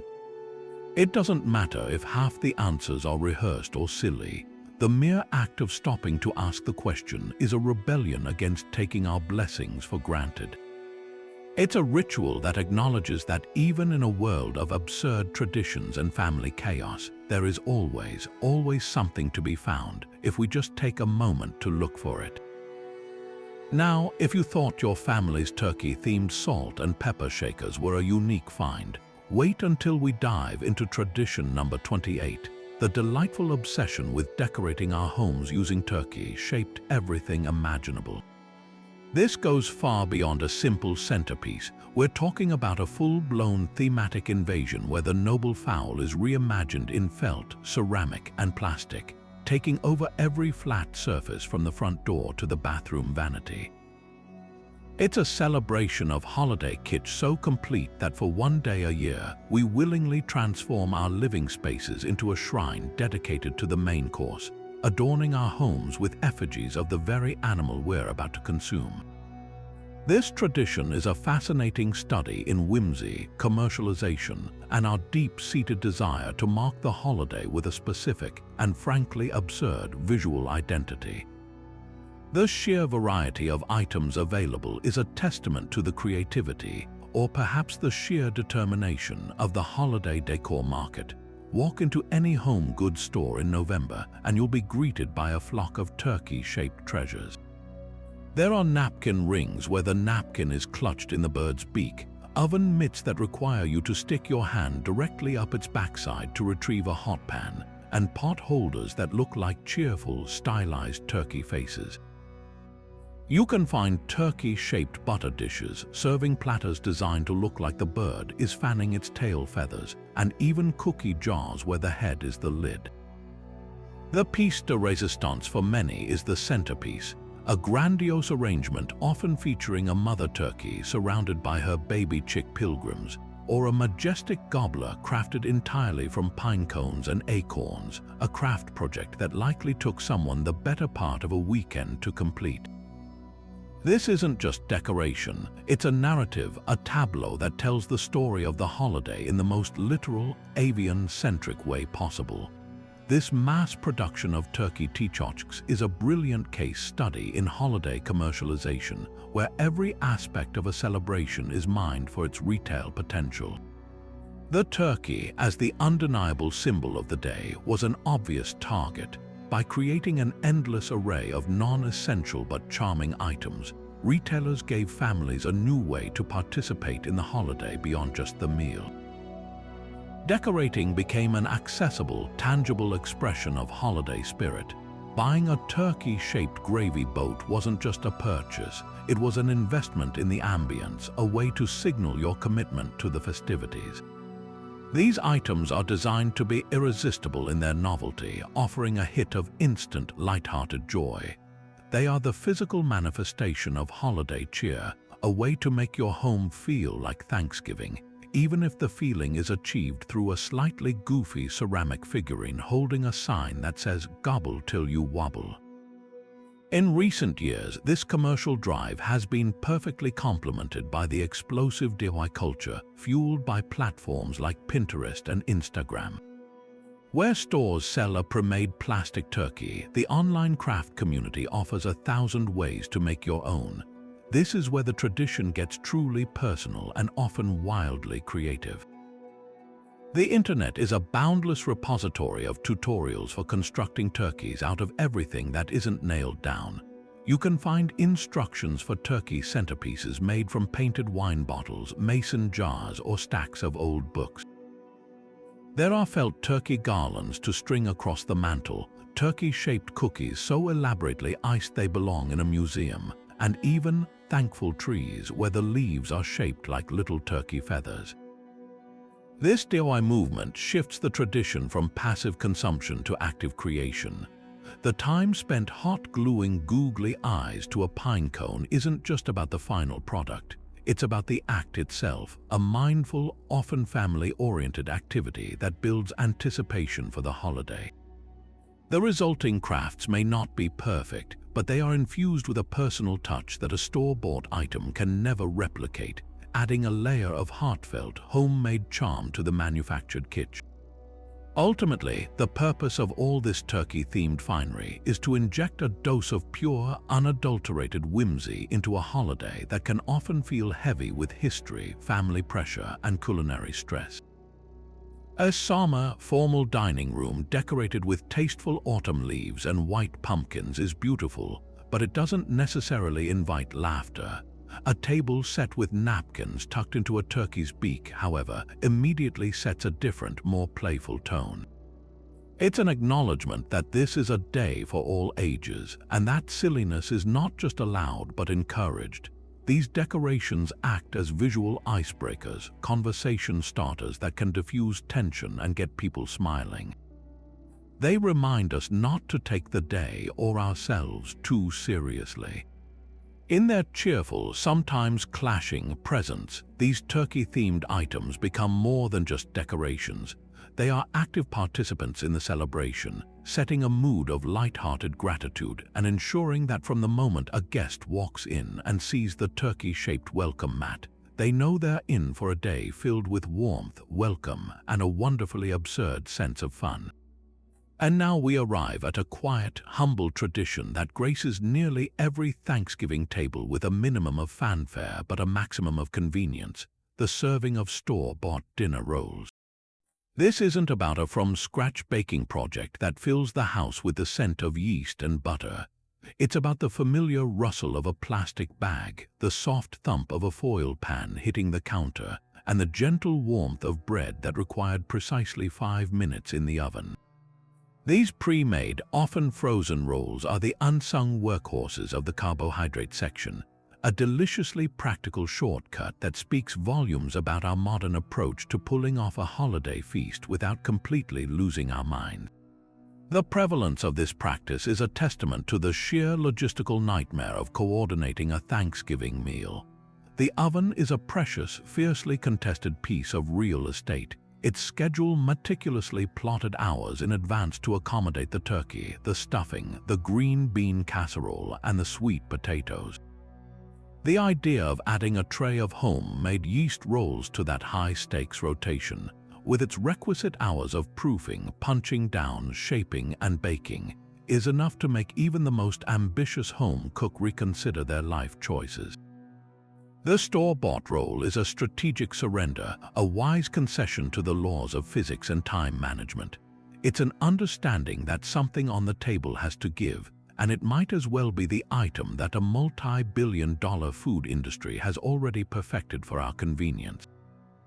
This is where brands like Sister Schubert's, Aunt Millie's, and the legendary King's Hawaiian step in, offering a solution that is reliably soft, buttery, and ready to serve with almost zero effort. No brand, however, looms larger in this arena than Parker House. The name itself is synonymous with the soft, pillowy, foldable dinner roll, a style that originated at Boston's Omni Parker House Hotel in the 1800s. The story goes that an angry baker slammed a batch of rolls in frustration, causing them to come out of the oven folded and irregular, a happy accident that became an instant classic. Today, the Parker House name is less a specific brand and more a generic term for that particular style of roll, one that is produced by countless companies and found in the freezer aisles and bakery sections of every supermarket in America. Their appeal is their utter predictability. They are always soft, always slightly sweet, and always possess that satisfying, pliable fold. They are the blank canvas of the breadbasket, the perfect vehicle for sopping up gravy, mopping up mashed potatoes, or simply serving as a buttery, comforting palate cleanser between bites of more intensely flavored dishes. Their consistency is their greatest asset. You know exactly what you're getting, and on a day filled with culinary variables, that reliability is a small miracle. Yet, this convenience often comes with a subtle, nagging side of guilt. Placing that foil pan on the table can feel like admitting a small defeat, especially in an era dominated by food media that glorifies the artisanal and the homemade. There's an unspoken pressure to make everything from scratch, to pour your literal blood, sweat, and tears into every component of the meal as a measure of your love and dedication. The store-bought roll can feel like a telltale heart beating beneath the floorboards of your otherwise impeccable feast, a secret everyone knows but politely ignores. You might find yourself casually mentioning, "I just didn't have time to do the rolls this year," as you pass the basket, preemptively defending your honor against any imagined judgment. This internal conflict highlights the absurdly high standards we set for ourselves on Thanksgiving, where even the most sensible time-saving measure can be framed as a minor moral failing. But this guilt is almost always misplaced, and overcoming it is a crucial step toward a more enjoyable holiday. The truth is, the store-bought roll is a brilliant example of triage cooking. It represents a conscious choice to allocate your finite time, energy, and oven space to the dishes that truly matter to you and your family. Perhaps your culinary passion is a from-scratch cranberry relish with orange zest and port wine, or a heritage breed turkey you brined for 2 days. Those are the projects that deserve your focus. The dinner roll, in its beautiful, pre-made simplicity, is there to support those stars, not compete with them. It's a team player, not a diva. Embracing this shortcut is not a sign of a lack of love, it's a sign of wisdom. It's an acknowledgement that a happy, relaxed host is far more important to the spirit of the day than a basket of rolls that required you to get up at 4 in the morning to proof the yeast. In the grand, chaotic, beautiful symphony of Thanksgiving, the store-bought roll is the reliable, steady beat that keeps everything moving in time, a small but essential note of ease in a day of glorious, overwhelming effort. Tradition 30 arrives right on schedule, usually just as the second helping of pie is being served, heralded by the jarring ring of a telephone or the cheerful chime of a video call notification. This is the obligatory Thanksgiving phone call with relatives who couldn't make the journey, a ritual of long-distance connection that blends genuine affection with a potent dose of forced small talk and performative cheer. It's a moment where the warm, tactile reality of the gathered family collides with the disembodied voice or pixelated image of an absent loved one, creating a connection that is both comforting and fundamentally strange. The choreography of this event is a finely tuned family ballet. The designated caller, often a parent or grandparent, seizes the phone with a sense of solemn duty, their expression shifting from post-meal contentment to focused determination. They work their way down a mental list, connecting with aunts, uncles, and cousins in a whirlwind tour of the family tree. The conversation follows a well-worn script that has been perfected over decades. It always opens with a commentary on the meal we just finished. "Oh, everything was so delicious, you should have been here," which is both a kindness and a subtle reminder of what the distant relative is missing. This is swiftly followed by the mandatory health update roundtable, where each person in the room is briefly summarized for the listener. "Jim's back is doing better, Sarah got that promotion, the kids are getting so big." It's a compressed broadcast of the year's headlines, a way to funnel months of lived experience into a few digestible sound bites. Technology has utterly transformed this ritual, each new innovation layering on fresh opportunities for both connection and comedy. The landline era had its own specific charm and challenge. The cordless handset would be passed around the table like a hot potato, each person pressing it to their ear and shouting, "Hello. Can you hear me okay?" into the void, while the rest of the table sat in polite silence, straining to hear half of the conversation and trying not to interrupt. The speakerphone function was a game changer, allowing for a more communal, if tinny and echo-filled experience. But the true revolution came with the mass adoption of video calling platforms like Zoom and FaceTime. Suddenly, the distant relative wasn't just a voice, they were a talking head in a small box, beamed directly onto a tablet or phone propped up against the gravy boat. This created the surreal tableau of the table guest, where a device is carefully angled to give the caller a panoramic view of the entire feast, making them a ghost at the banquet, a silent observer to the laughter and clinking of silver where they cannot physically join. This shift to video has introduced a whole new lexicon of digital awkwardness. There's the inevitable technical delay that turns a joyful group greeting into a chaotic overlapping chorus of "Hi, Bo, you go, no, you." There's the struggle to frame the shot properly, resulting in the caller spending 5 minutes staring at the ceiling or a close-up of Uncle Frank's forehead. Then comes the ritualistic tablet walk-around, where a parent proudly pans the device across the table, forcing everyone to pause their conversation and offer a stiff wave and a wide, performative smile to the lens, as if being introduced on a daytime talk show. The caller, for their part, is often trapped in a silent, static shot of their own living room, their face a patient smile as they watch the chaotic, vibrant life they are not a part of.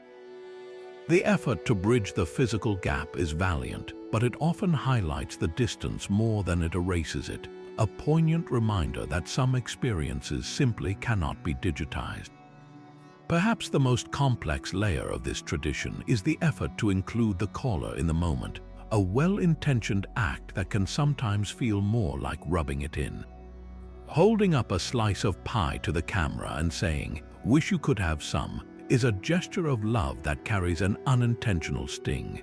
The caller is forced to respond with gracious enthusiasm, pretending they can almost taste the pecans through the screen, all while sitting alone in a quiet room. These calls, for all their warmth, are a bittersweet concession to modern life, to geographic dispersion, to financial constraints, to complicated family dynamics that make a physical gathering impossible. They are a testament to the enduring desire for connection, a digital lifeline thrown across the miles, but they are also an acknowledgement of absence, a ritual that begins and ends with the unspoken words, "It's just not the same without you." In the end, the Thanksgiving phone call is a beautiful, clumsy, heartfelt attempt to shrink a continent down to the size of a smartphone screen. A tradition that proves we will always find a way to reach out and include the people we love, even if all we can offer them is a pixelated window into the feast. But the true life cycle of the Thanksgiving turkey doesn't end with the last sandwich. It finds its final, glorious form in tradition number 31, the simmering pot of leftover turkey soup. This is the ultimate act of culinary resourcefulness, a ritual that transforms the picked-over, skeletal remains of the feast into a brand new, soul-warming meal that stretches the holiday's warmth well into the weekend. That barren carcass, which might look like a sad relic of the previous day's excess, is in fact a treasure trove of flavor waiting to be coaxed out through patience, time, and a gentle boil. This humble soup is more than just a meal. It's a final, thankful whisper of the holiday, a practical and deeply satisfying farewell to the feast. The origins of this tradition are rooted in a deep-seated, almost instinctual frugality that stretches back generations. For our grandparents and great-grandparents, often shaped by the experience of the Great Depression or simply a life of making do, wasting food was unthinkable. Every part of the animal was to be used, and the Thanksgiving turkey, as the most expensive and celebratory protein of the year, was certainly no exception. Boiling the carcass was the final act of respect for the bird, a way to ensure that not a single scrap of its substance went to waste. This wasn't just about stretching a dollar, it was a philosophy, a quiet acknowledgement of the value inherent in the food that sustained them. The process itself is a form of kitchen alchemy. That pile of bones, cartilage, and stubborn bits of meat is placed in a large stock pot covered with cold water and joined by a handful of classic aromatics, a roughly chopped onion, a few carrots, a couple of celery stalks, perhaps a bay leaf, and some peppercorns. As it slowly comes to a boil and then simmers for hours, the magic happens. The bones release their marrow, the cartilage breaks down into rich gelatin, and every last bit of flavor hidden in the nooks and crannies dissolves into the liquid, transforming plain water into a golden, nourishing, and deeply savory broth. Once the stock is strained, the real creativity begins. This is where family traditions and regional preferences shine, turning a simple broth into a distinct and beloved soup. The base is always the rich turkey stock, but the additions are where the personality emerges. Some families are noodle purists, adding wide, flat egg noodles that cook directly in the broth, swelling to tender perfection and thickening the soup slightly. Others are team rice, preferring the soft, comforting texture of long-grain white rice that soaks up the flavorful liquid. Then there are the dumpling devotees who drop simple, floury spoonfuls of batter into the bubbling pot, creating fluffy, doughy clouds that float on the surface. The vegetable medley is another area of variation. Many add the classic trio of diced carrots, celery, and onions cooked until just tender. Others might clean out the vegetable drawer, tossing in leftover corn, green beans, or peas from the Thanksgiving meal itself, ensuring that nothing from the feast goes to waste. Finally, the star of the show returns. Every last shred of turkey meat meticulously picked from the carcass is stirred back into the pot, reintegrating the star player into its new supporting role. The experience of eating this soup is a unique blend of comfort and nostalgia. It tastes fundamentally different from the grand feast of the day before. It's quieter, simpler, and more restorative. The flavors are melded and muted, a harmonious blend rather than the bold, distinct notes of the Thanksgiving table. It's a meal that feels like a warm hug, a remedy for the rich indulgence of the previous days. Eating it is often a solitary or small group activity, a quiet moment in a now calm kitchen, a world away from the boisterous crowd of Thanksgiving. It provides a gentle landing from the high of the holiday, a soothing and practical transition back into everyday life. In that steamy bowl, you're not just consuming leftovers, you're partaking in a final ritual of gratitude, a delicious acknowledgement that the celebration can continue in a softer, simpler form long after the last guest has gone home. And now for tradition number 32, we turn our attention to the relentless, pulsing heartbeat of consumerism that has become the official soundtrack to our holiday, the non-stop barrage of Thanksgiving Day sales commercials. This is the moment where the warm, familial glow of the television, tuned to a parade or a football game, is systematically hijacked by a frantic parade of its own. A dizzying carousel of ads screaming about doorbuster deals, limited-time offers, and early access sales that absolutely cannot wait until Friday. These commercials create a bizarre audio-visual collage where a heartfelt family movie scene is immediately followed by a shouting big-box store CEO promising 70% off all major appliances. blurring the line between a day of gratitude and a day of strategic acquisition. This advertising onslaught has evolved into a form of inescapable background noise for the modern family gathering, a constant, low-grade hum of commercial urgency that permeates the house. You might be in the middle of a heartfelt conversation with your grandmother about her childhood Thanksgivings, and suddenly the room is filled with the aggressive jingle of a car dealership ad, its loud, fast-paced editing cutting starkly against the leisurely pace of the day. Or perhaps you're dozing on the couch in a tryptophan-induced haze, only to be jolted awake by an announcer yelling about the revolutionary absorbency of a paper towel brand that's on a buy one get one free sale for the next 4 hours only. These ads are no longer confined to the traditional commercial break. They have seeped into every aspect of the broadcast, with tickers running along the bottom of the screen during the parade previewing sale times, and sports commentators casually segueing from analyzing a touchdown to reminding viewers that the pre-Black Friday online sale is going live at 6 p.m. Eastern. This constant exposure has given rise to a whole new genre of family jokes and commentary, a shared, cynical language we use to navigate the commercial intrusion.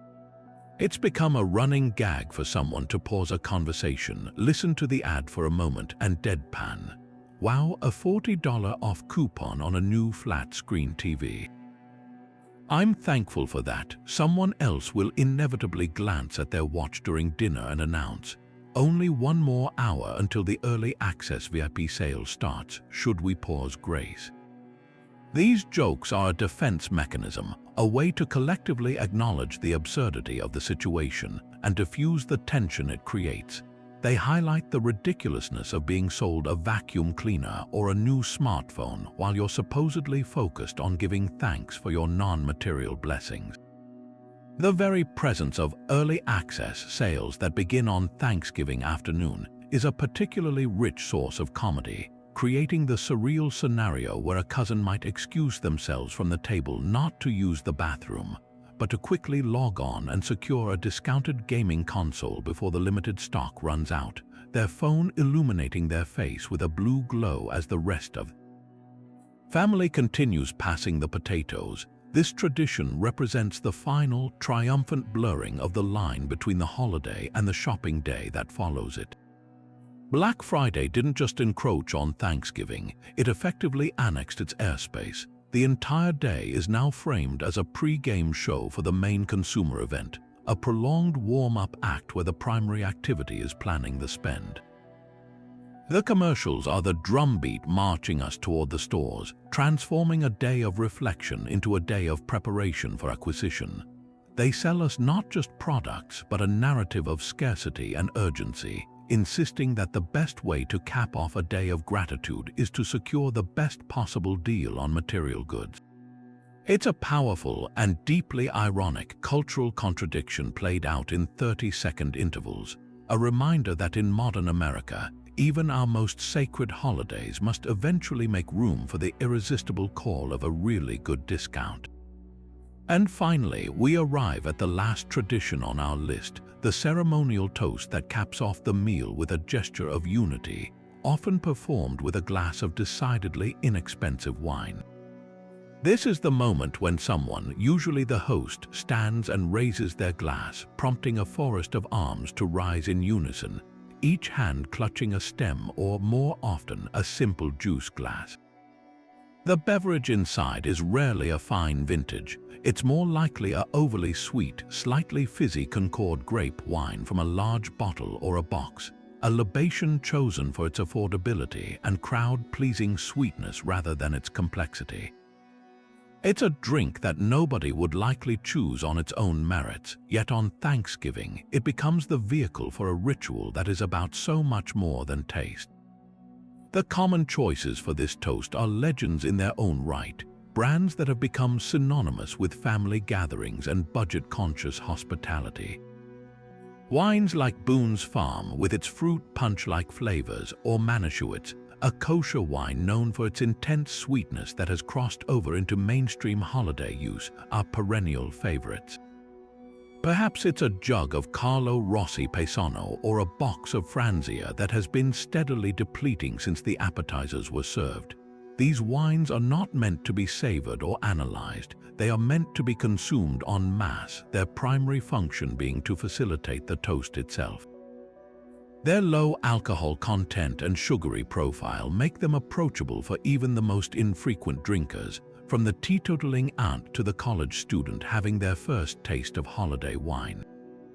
This democratic accessibility is key. The toast is an inclusive act, and the wine must be something everyone can and will participate in without hesitation. The clinking of glasses that follows is a powerful, ancient symbol of community and mutual goodwill. The act itself is said to originate from the medieval fear of poisoning. The forceful clink would cause each drinker's beverage to slosh into the other's cups, thereby ensuring everyone was consuming the same thing and no one could poison another without poisoning themselves. While we thankfully no longer gather with that level of suspicion, the ritual retains a whisper of that old pact. It is a physical, auditory manifestation of togetherness, a collective sound that momentarily harmonizes the entire table. In that instant of ringing glass, all differences are suspended. Political disagreements, personal tensions, and generational gaps are briefly silenced by the simple, cheerful clink. It is a performative act of unity, a way to visually and audibly declare, "At this moment we are together." More profound than the sound is the content of the toast itself. This is rarely a rehearsed speech. It's often stumbled, heartfelt, and refreshingly imperfect. The speaker might fumble for words, defaulting to the classic, "Well, I'm just thankful for all of you being here." Someone else might jump in to add, "Here," or "to family." These are not grand declarations, but simple, human expressions of gratitude. The beauty lies in their clumsiness. A perfectly polished toast might feel impressive, but a slightly flubbed, emotionally honest one feels real. It cuts through the pretense of the day and gets to the raw, beating heart of the holiday, gratitude for connection. It's a moment that acknowledges the effort, the travel, the cooking, and the simple miracle of everyone finding themselves in the same room for one day a year. And then comes the drinking. The first sip of that cheap wine is a moment of pure, unvarnished reaction. There's the inevitable, slight wince at the sweetness, the quick glance around the table to see if anyone else is making the same face. It's a shared, silent acknowledgement that you are all enduring this particular flavor for the sake of the tradition. You drink it not because you like it, but because everyone else is drinking it. This communal consumption, this willing participation in something that is objectively not the best, is the final, binding act of the meal. It's a small sacrifice of personal preference for the sake of the group, a deliciously absurd testament to the fact that what you're drinking matters far less than who you're drinking it with. That glass of mediocre wine becomes a symbol of the holiday itself, sometimes too sweet, sometimes a little awkward, but always better because you're sharing it. And there you have it, 33 of the most absurd Thanksgiving traditions that make this holiday a fascinating mix of history, humor, and heart. It's amazing to think how these rituals, from the presidential pardon of a turkey to the strategic planning for Black Friday, have become such deeply ingrained parts of our national identity. They show us that Americans have a unique talent for embracing the weird right alongside the wonderful, creating a holiday that is as much about laughter and spectacle as it is about gratitude and reflection. These customs, whether born from ancient myths, clever marketing, or simple family silliness, reveal our collective desire to find meaning, connection, and a little bit of magic in the world around us. They prove that tradition isn't about perfection. It's about the messy, heartfelt, and often hilarious ways we choose to come together and celebrate what we have. Which of these traditions surprised you the most, or which wonderfully weird ritual does your own family uphold that we didn't even mention? Share your stories and thoughts down in the comments below. I love reading about your own holiday adventures. If you enjoyed this bizarre deep dive into American culture, Make sure to give this video a thumbs up and subscribe to the channel for more explorations of the fascinating, the funny, and the utterly unexpected. From all of us here, we wish you a holiday filled with fantastic food, great company, and maybe even a new tradition or two. Happy Thanksgiving, everyone.